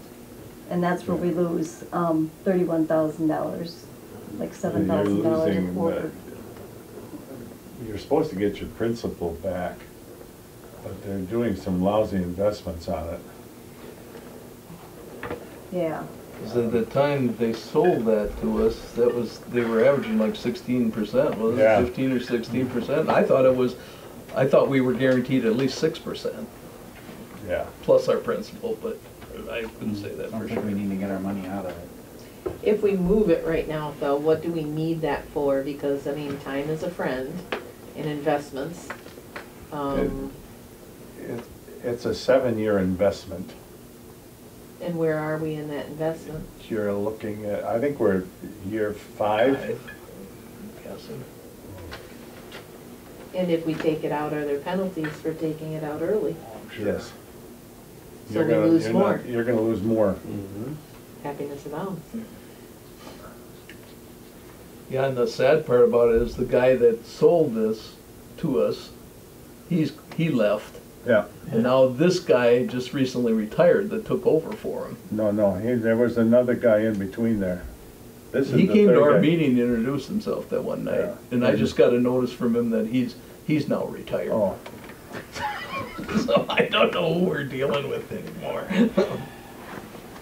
So Megan said that we needed to bring it to your attention, and I can check in to see what our options are with moving it or what we can do. yeah, well, What did we start with and where we're at today?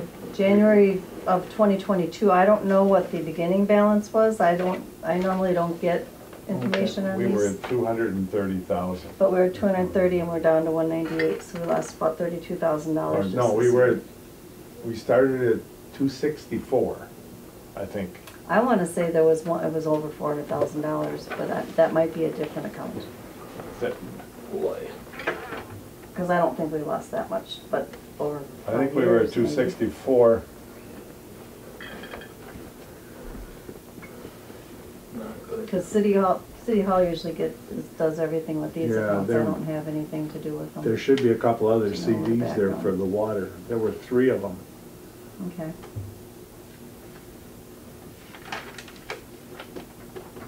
I think at that time, I believe Dan went there. I don't remember anymore. But I agree with you. I didn't think we were supposed to lose anything. No, it sounded real good.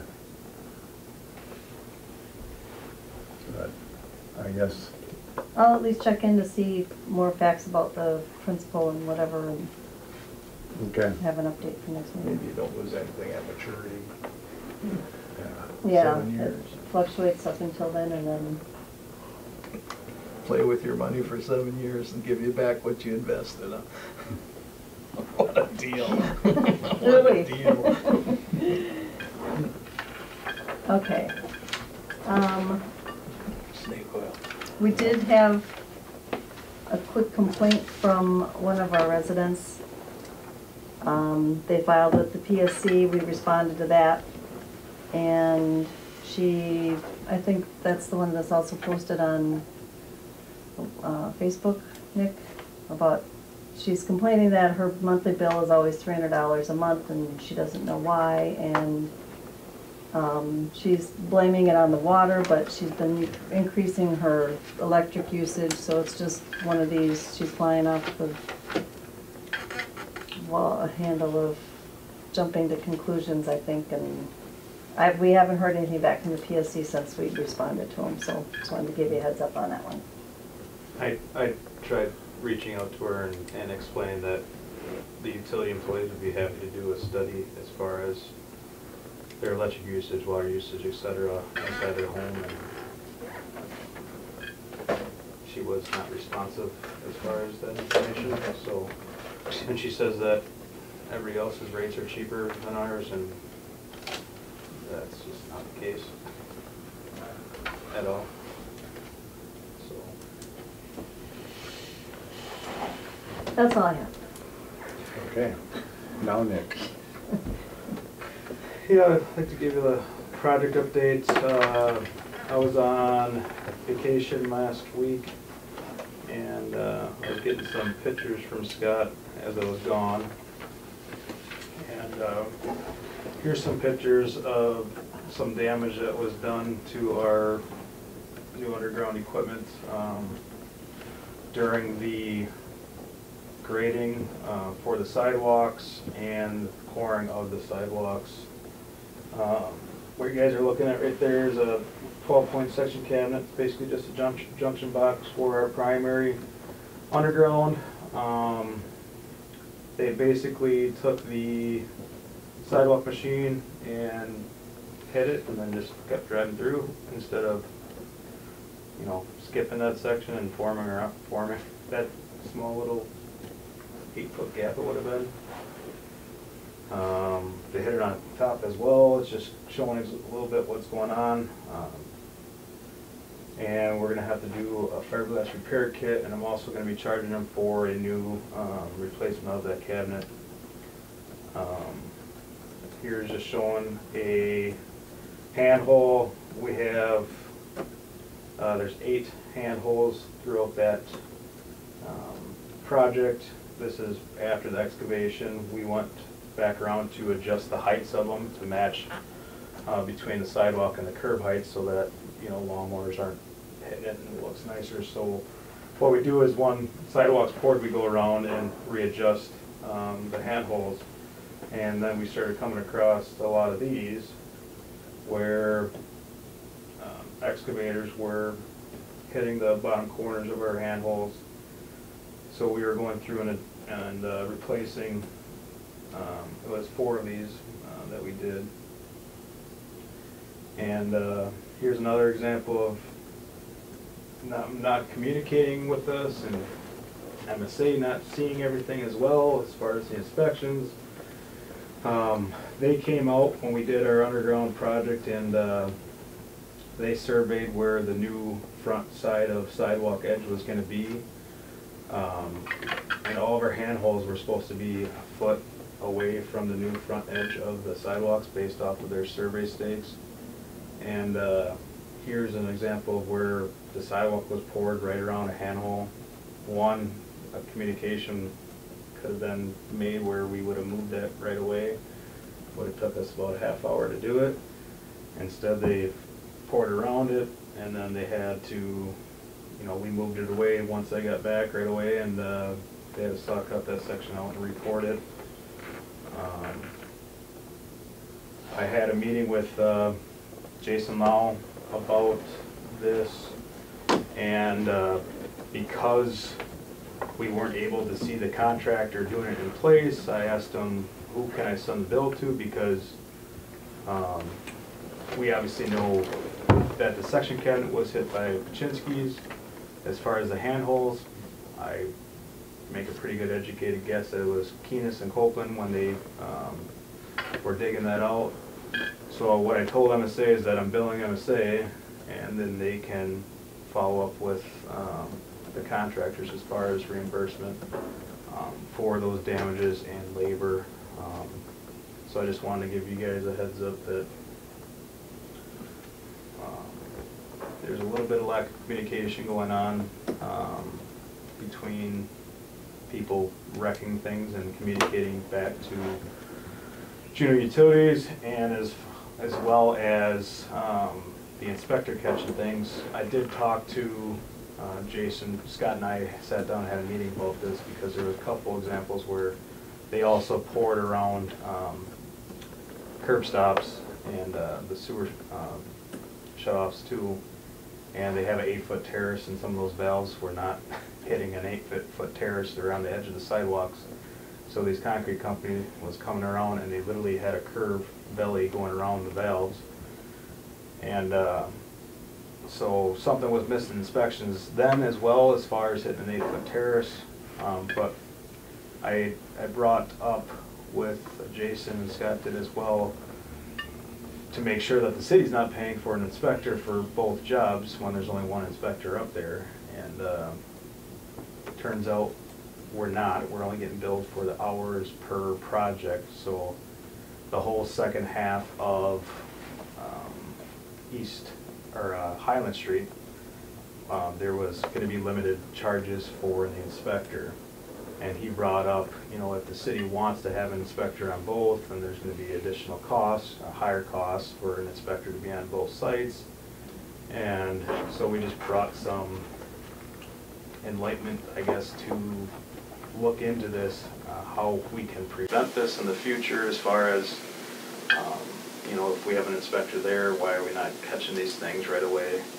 Or at least communicated between the contractors and the utilities.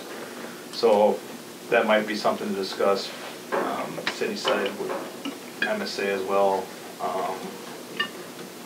But overall, outside of that, the job went fairly well. We got all the sono tubes poured for the new street lights, and we'll be pulling wire in by the end of the week, and then street lights will be going up early on next week, so probably by Tuesday, street lighting will be functional up there of next week. Intercon has now come in for East Oak Street and following with a ton of locates, probably about 4 hours of locating I had to do on East 28. Oak. Yeah, 28 28 locates. pages in one. And what's happening now is Soper's up there working, and the marks get taken away from Soper's, so we're going up there basically nonstop to relocate for Intercon, and we're using a lot of labor hours to locate utilities. But I don't know, there's nothing we can do. I mean, they're trying to get Intercon in to get gas done, I get it. And Charter still has yet to come in as well, so this will be happening again. And to go off of that, Charter has still yet to pay us their portion of the invoice for their shared joint underground on Highland Street. Made contact with Ron Frauzy and one of their accountants, Gene. And Lori has as well. Lori's been sending some emails back and forth, and she's trying to be as polite as possible and yet firm. And so I made a contact to Ron to let them know that they are accruing interest on this invoice monthly. They've already accrued almost $7,000 worth of interest for a company that clearly has, you know, the money to pay this invoice. So I'm not sure what's going on there, but we'll be following up with that as well. Outside of that, we had 2 new services put in on South Main Street. Those are the 2 Habitat homes. They are not energized yet because they need to be inspected. Currently, we are operating on 2 substations. We are doing maintenance on our north substation. Our north substation is a new substation, but we need to do the maintenance check on it now to make sure that there's no insulation breakdowns, mechanical issues, the communicating heads of the reclosers to make sure that there isn't anything going wrong, so we're covered underneath our warranties for that substation. So it gives us a baseline to see, these are our samples, these are the information after 2 years of operation. Is there something that's starting to fail now where we can get it fixed while it's under warranty? And then also it gives us a baseline for future tests We do a substation every year, so it's on a 3-year rotation as far as substations. Do you do infrared on the outgoing circuits then? That's done by WPPI, so that's separate from this, but WPPI does come in and they do infrared at the substations too. So if there was insulators or anything on that sub, that would be still picked up under warranty then? Correct, yep. But this is more of the power transformers, the regulators, especially one of the regulators, because it'd be the south regulator that failed its test twice when that substation was under construction and was delayed like 8 months, if you guys remember that. Siemens equipment. So AC Engineering is running some of the tests. I told them to make sure we really check that regulator to make sure that the power factor is still within its normal means. So that will be, substation will remain out until about Wednesday morning sometime. We'll be going back energized.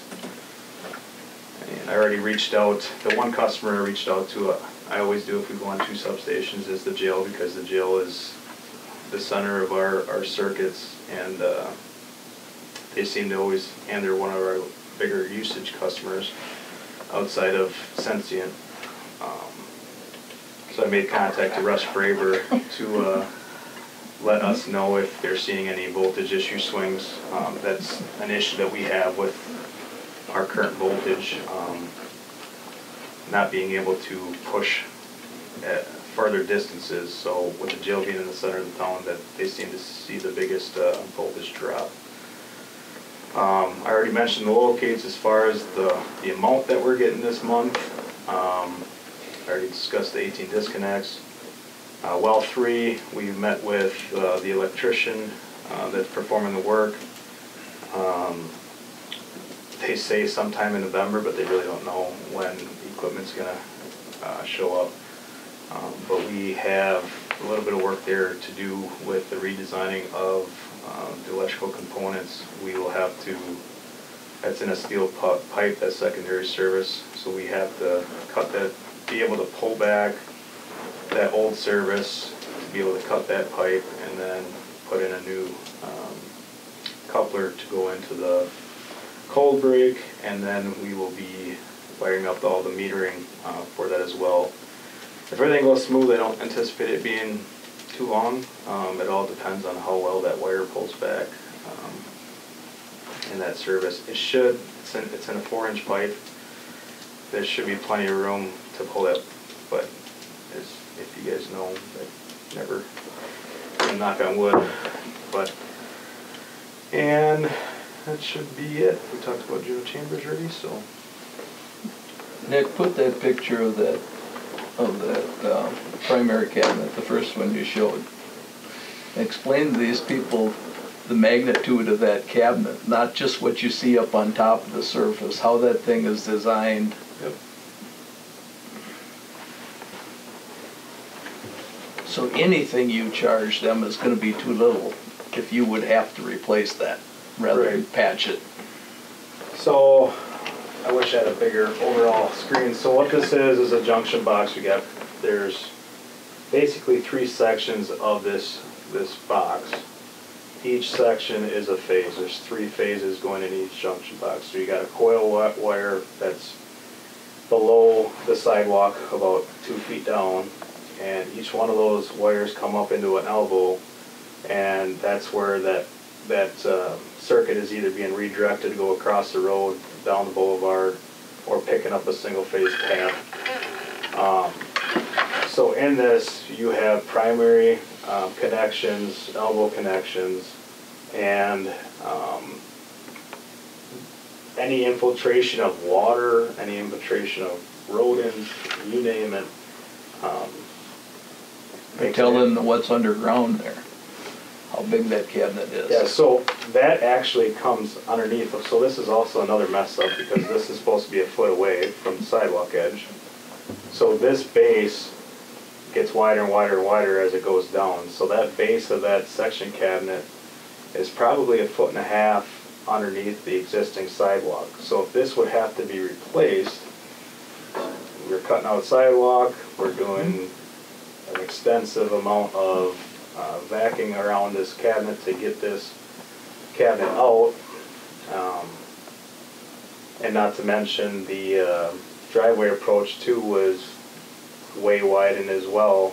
We've been having some complaints with that resident too, that she wants her approach smaller because now it's closer to our section cabinet, and I don't really know how to proceed with that too, because one thing, I don't know how it doesn't really make a difference because the driveway's the same width and the approach is flared way out, so there shouldn't be any concern there, but Well, they do a standard flare right on every driveway there. Right. So I talked to him, he's got no problem with it at Okay. all. He All says, right. in fact, it's kind of nice, I won't be bumping over the curb every time I take a left turn in from work, you know. So. well, they wanted me to put like bollards up there at one point in Yeah. time, and I was just like, you got a lot of room. But anyways, But that is seriously close to a driveway opening. It To is. have a cabinet of this magnitude that close to a driveway opening, we're asking for trouble. But and it wasn't, because when we first had that surveyed, when the inspector came down, that box was supposed to be 3.5 feet away from there. It wasn't supposed to be right on top of this. So that's just another example of how the surveying was off. And we have multiple employees that saw our survey stake. All the DPW guys saw the stakes that they put in the ground and the setbacks that they had for the front edge of the curb, or front edge of the sidewalk. So it's not like we missed something. So, I did do a walkthrough with Scott last week, and it just appalled me.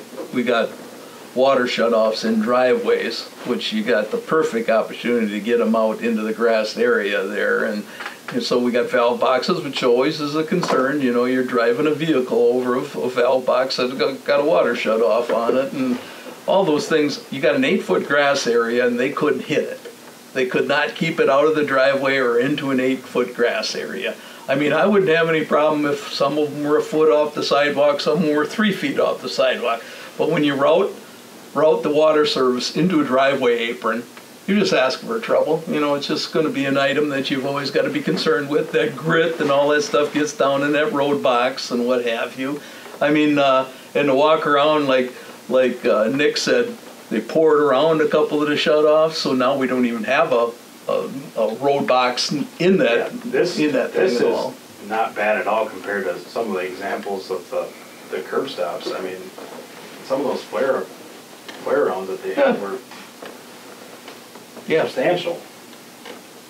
No, it just doesn't look for a good finished project. I mean, John Q. Public walks the street and they say, well, does anybody watch this stuff? Why is this stuff in the sidewalks? Why is it in the driveway? I mean, you could have easily, you know, and well, I guess I didn't have much faith after meeting and talking with that inspector from MSA. I guess I didn't have much faith in his abilities or his knowledge. You know, he's just there, I think, is about what it amounts to and whatever. But it's really frustrating when you spend that kind of money on a street and then you get some of the finished product like that and do the damage on equipment like that. So, like I said, make sure you got your... I made it clear to Jason that they're getting billed, yeah, you know, accordingly and for potential, you know, mishaps that... Oh, just the liability of having a box like that damaged now, you know, and having issues with water and what have you, I mean... Because I notified him saying that with the damage that's done, for us to replace that cabinet out is a lot. It's going to be substantial. Mm-hmm. There's going to be people, probably 100 residents that are going to be out of power to replace that cabinet. So I'm thinking the best option at this point is to build them for a new cabinet, and like I said, do a fiberglass repair kit on that, sand it, repaint it, and Plus cost of the sidewalk. correct. Yep. So What is the response that we're getting from MSA in regards to the errors that we're finding and the issues that we have? Because we paid them good money to have the right people, have the right things, and... the response I got, because that was the question I asked with the inspectors, are we getting charged for 2 inspectors on the job or not? He goes, this is the result of not paying for 2 inspectors on both jobs. If Juneau wants to pay for an inspector on both jobs, then some of these Well- mistakes are gonna be missed. He goes, but these are just some of the things that happen on road projects. That was basically the answer I got. Or Wow. not basically, that was the answer. Time for a different engineering Yep. company, sorry. Yep. Well, there was no discussion about not having an inspector on I don't each remember job. any of that. It was, I always ask them, I says, you're doing in full inspection? Well, yep, before the project's let out and whatever, you got full-time inspection in here, yep. We never throttled back and said, hey, we only want to pay for 1 inspector on 1 street. The only time I've ever seen the inspector inspect something is your elevations on your mains. Sanitary sewer elevations. And then when they do subgrade tests to see if more material has to be removed or not, that's the only times I see the inspector. I don't see him out there inspecting the sidewalks. So I saw him a couple of times on the crosswalk, the sidewalk approaches there. Outside of that, I mean, you can talk to Scott, or I don't know, you've been up there too. That's the only times I see him inspecting stuff. It's not the duration of the project. And they got an entry-level inspector coming in, she probably got her degree, but this is probably the first go-around. But she was only there for a week maybe, and But at least she had skill sets, or at least some knowledge of the project. Well, they both should have had as far knowledge. as What's that? They both should have had knowledge. I mean, he's worked on projects before, he said, so. But as far as that driveway approach too, with being close to that cabinet, I had him come over to talk to that resident, and because she was concerned about that, and we talked about this is where the new edge of that driveway approach is gonna be. It ended up not being anywhere close to where he pointed out and measured off, and so, I don't know. Options are limited. All right, does anybody have any questions for Nick? Because they must have. All right, thank you, Nick. Peter? Find out how much compact. Moving on with the East Oak Street project. Soper, when they came in, they established temporary water service while continuing the sewer main and temporary sewer lateral hookups. They had 2-inch temporary above ground water lines hooked up to the hydrant on the corner, on the intersection, I should say, by 510 East Oak. And they hooked up the curb stops to all the houses. Placed gravel over the driveways for access for the residents to get in and out of the driveways. They split the water main into actually 2 sections. They went from the intersection of Highland and East Oak up to the mid-block at 627 East Oak, where they put in a service valve and a hydrant. And then from there to the dead end, where they put another hydrant and a service valve and a 8-inch T. They had finished both sections in time to charge and then hyperchlorinate over the weekend. The following week, all the back T's were good, and so they started making the permanent connections. They have completed 25 out of 29, probably 26 maybe as of today. But they're planning on being done with all the water, the permanent water and sewer laterals by this Thursday. 216 Fair Street, continue with that. After we had American Leak Detection come in and determined that there was in fact still a leak there, Town and Country came and excavated underneath the driveway approach and found 2 leaks in the pipe. So they repaired it with about 16 feet of 1.5 PEX, and then recently they came in and poured the approach in the sidewalk. lead laterals, we have 2 services left to do. 360 South Main, which is actually scheduled for the 17th this month. And then 123 West Center, which we've had difficulties getting the individual to schedule to have the work done. I think Alex has gone 3 times, maybe. Been there at least 3 times. Yeah, and I just went there tonight and nobody was home, so I'm not sure what we're gonna do with that. I'll just keep, I guess, trying to get a hold of them and tell them the importance of getting it done for free. So, they told us too that the deadline has been extended to the 30th of April of 2023. We have sent in an intent to apply form to the DNR for grant money for 2024. This would be used to cover the public side costs of the program from doing the sidewalks, curb and gutter, and road openings this year. This was recommended to us by Courtney Stager from Mayville. Apparently when they were doing their lead lateral replacements, they saved all the receipts and everything from all the materials and everything that they used, and that's how they were able to recoup their costs. And then finally, Brock here, Friday was his last day.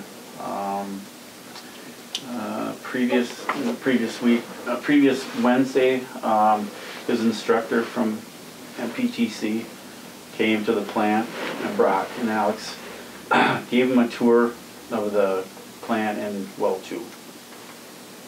So that's all I have. Any questions? Peter? Are they doing wet taps on those Yeah. water services? Yeah. Okay. And we're tied into the 12-inch out in the field going north and south? That's a cross, not a T. Yeah. That's right. Were they impressed See with the the extra tour? cost on that. Yeah, I think so.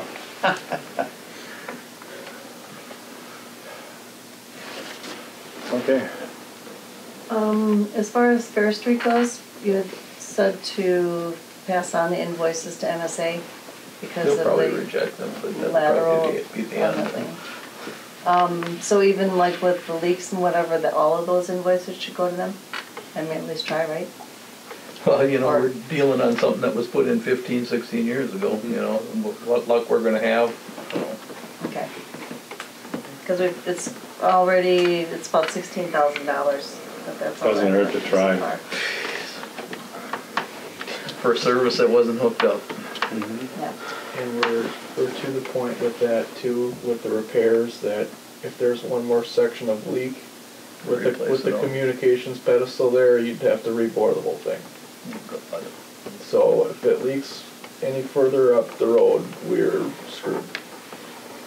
So, some great news there. It's a full. It's really hard on that Yeah. copper not running water through it for 15 years, I guess, so. Damn, I tell you, it's just. Okay. What's gonna happen? Under mine, discuss and possibly approve that for the wages that, to increase the other wages that we're not using at the present time by the 7.5% wage increase. That's all it is to Basically, it's updating the. wage scale. upgrading the wage scale. Doesn't affect anybody, so. And she just wants it to make it official. So I will make that motion. I'll second it. Is there any discussion? Will it affect the apprentice? Yeah. Well, It affects everybody in the electrical. everybody in, Yeah. So, there will be an effect next year probably. But which was taken into account for those. so. All in favor of the motion signify by saying aye. Aye. Opposed? No. Okay. And this was brought up at the one meeting we had to billing hours when work is done between departments. So when you work for another department, to keep track of your hours so that you bill that other department. The way that the DPW has been doing it is they just come in and ask for what account code it goes to. So they'll say Mark had 2 hours on whatever, and then I give them the account, so it does get billed into our wages. So it has been being done. I Directly through talked to you payroll. before on this, and I talked to Nick already, and I Yeah. believe, so we've been doing it. We just don't, yeah, we don't actually do it, a bill to them, and they don't bill us and whatever, we just do it by But there is the accounting. somewhere it is keep Yeah, track. through payroll accounting. So like my job for well 3 gets charged to whatever number that the wells are, or whatever you guys have, and then. Yeah. And the same as if you work for DPW. Correct, yeah. Yeah, they have the snow removal code if we help them with that, or. The funds actually being transferred? I'm assuming they're, I don't know. I would, if I was running the Because DPW, that's- I wouldn't want you guys working for me because of the that's- fact your that's labor how- rate would be that's so how much those higher. Those codes are linked to the certain towns, Yeah. so. Yeah, it goes to every payroll, they deduct, whatever the payroll amount is from our account back to city joint account. And in that accounting of going to the different codes, that's, yeah, I'm not sure how to explain that one. I can I'll verify with, Deducted and how. I'll verify with Pam or Well, it should be, whoever. well, internal transfer is all it really is. So that's all. Right, and we do the internal transfer, or we do the transfer, because our monies get actually transferred over there, because DPW is part of City Hall, so I don't know how that works, but. Yep. That is all I had, Mr. Mayor. Okay. Spoke enough about my frustration with some of the work that was done. I share Nick's feelings there. You got a piece of equipment like that, if you wouldn't even want to think about having to replace that thing, because it would affect half the community or Okay. Moving on. We are going to, I have a question for old business. okay, Are we on that yet? old business then. We'll take right up now. We motioned, I believe, to have you do AP here. Has that happened? It is in the process. We do have the checking account set up at Landmark. We have checks on order, and I've got the software set up, and I'm just waiting for elections to be over, so then Kaylee's gonna train me on how to do the software. So- Are we doing the majority of our payments still via ACH or wire transfers? Not as much as we're going to be. Not to start with, you're saying? Right. Are they already doing them via ACH and wires? I don't think there's that many, no, because right now we have the restricted number of transactions we can have on the one account that we had. So with the new account, we don't have a restriction, so we'll be able to set those up. Thank you. Okay. Any new business? All right.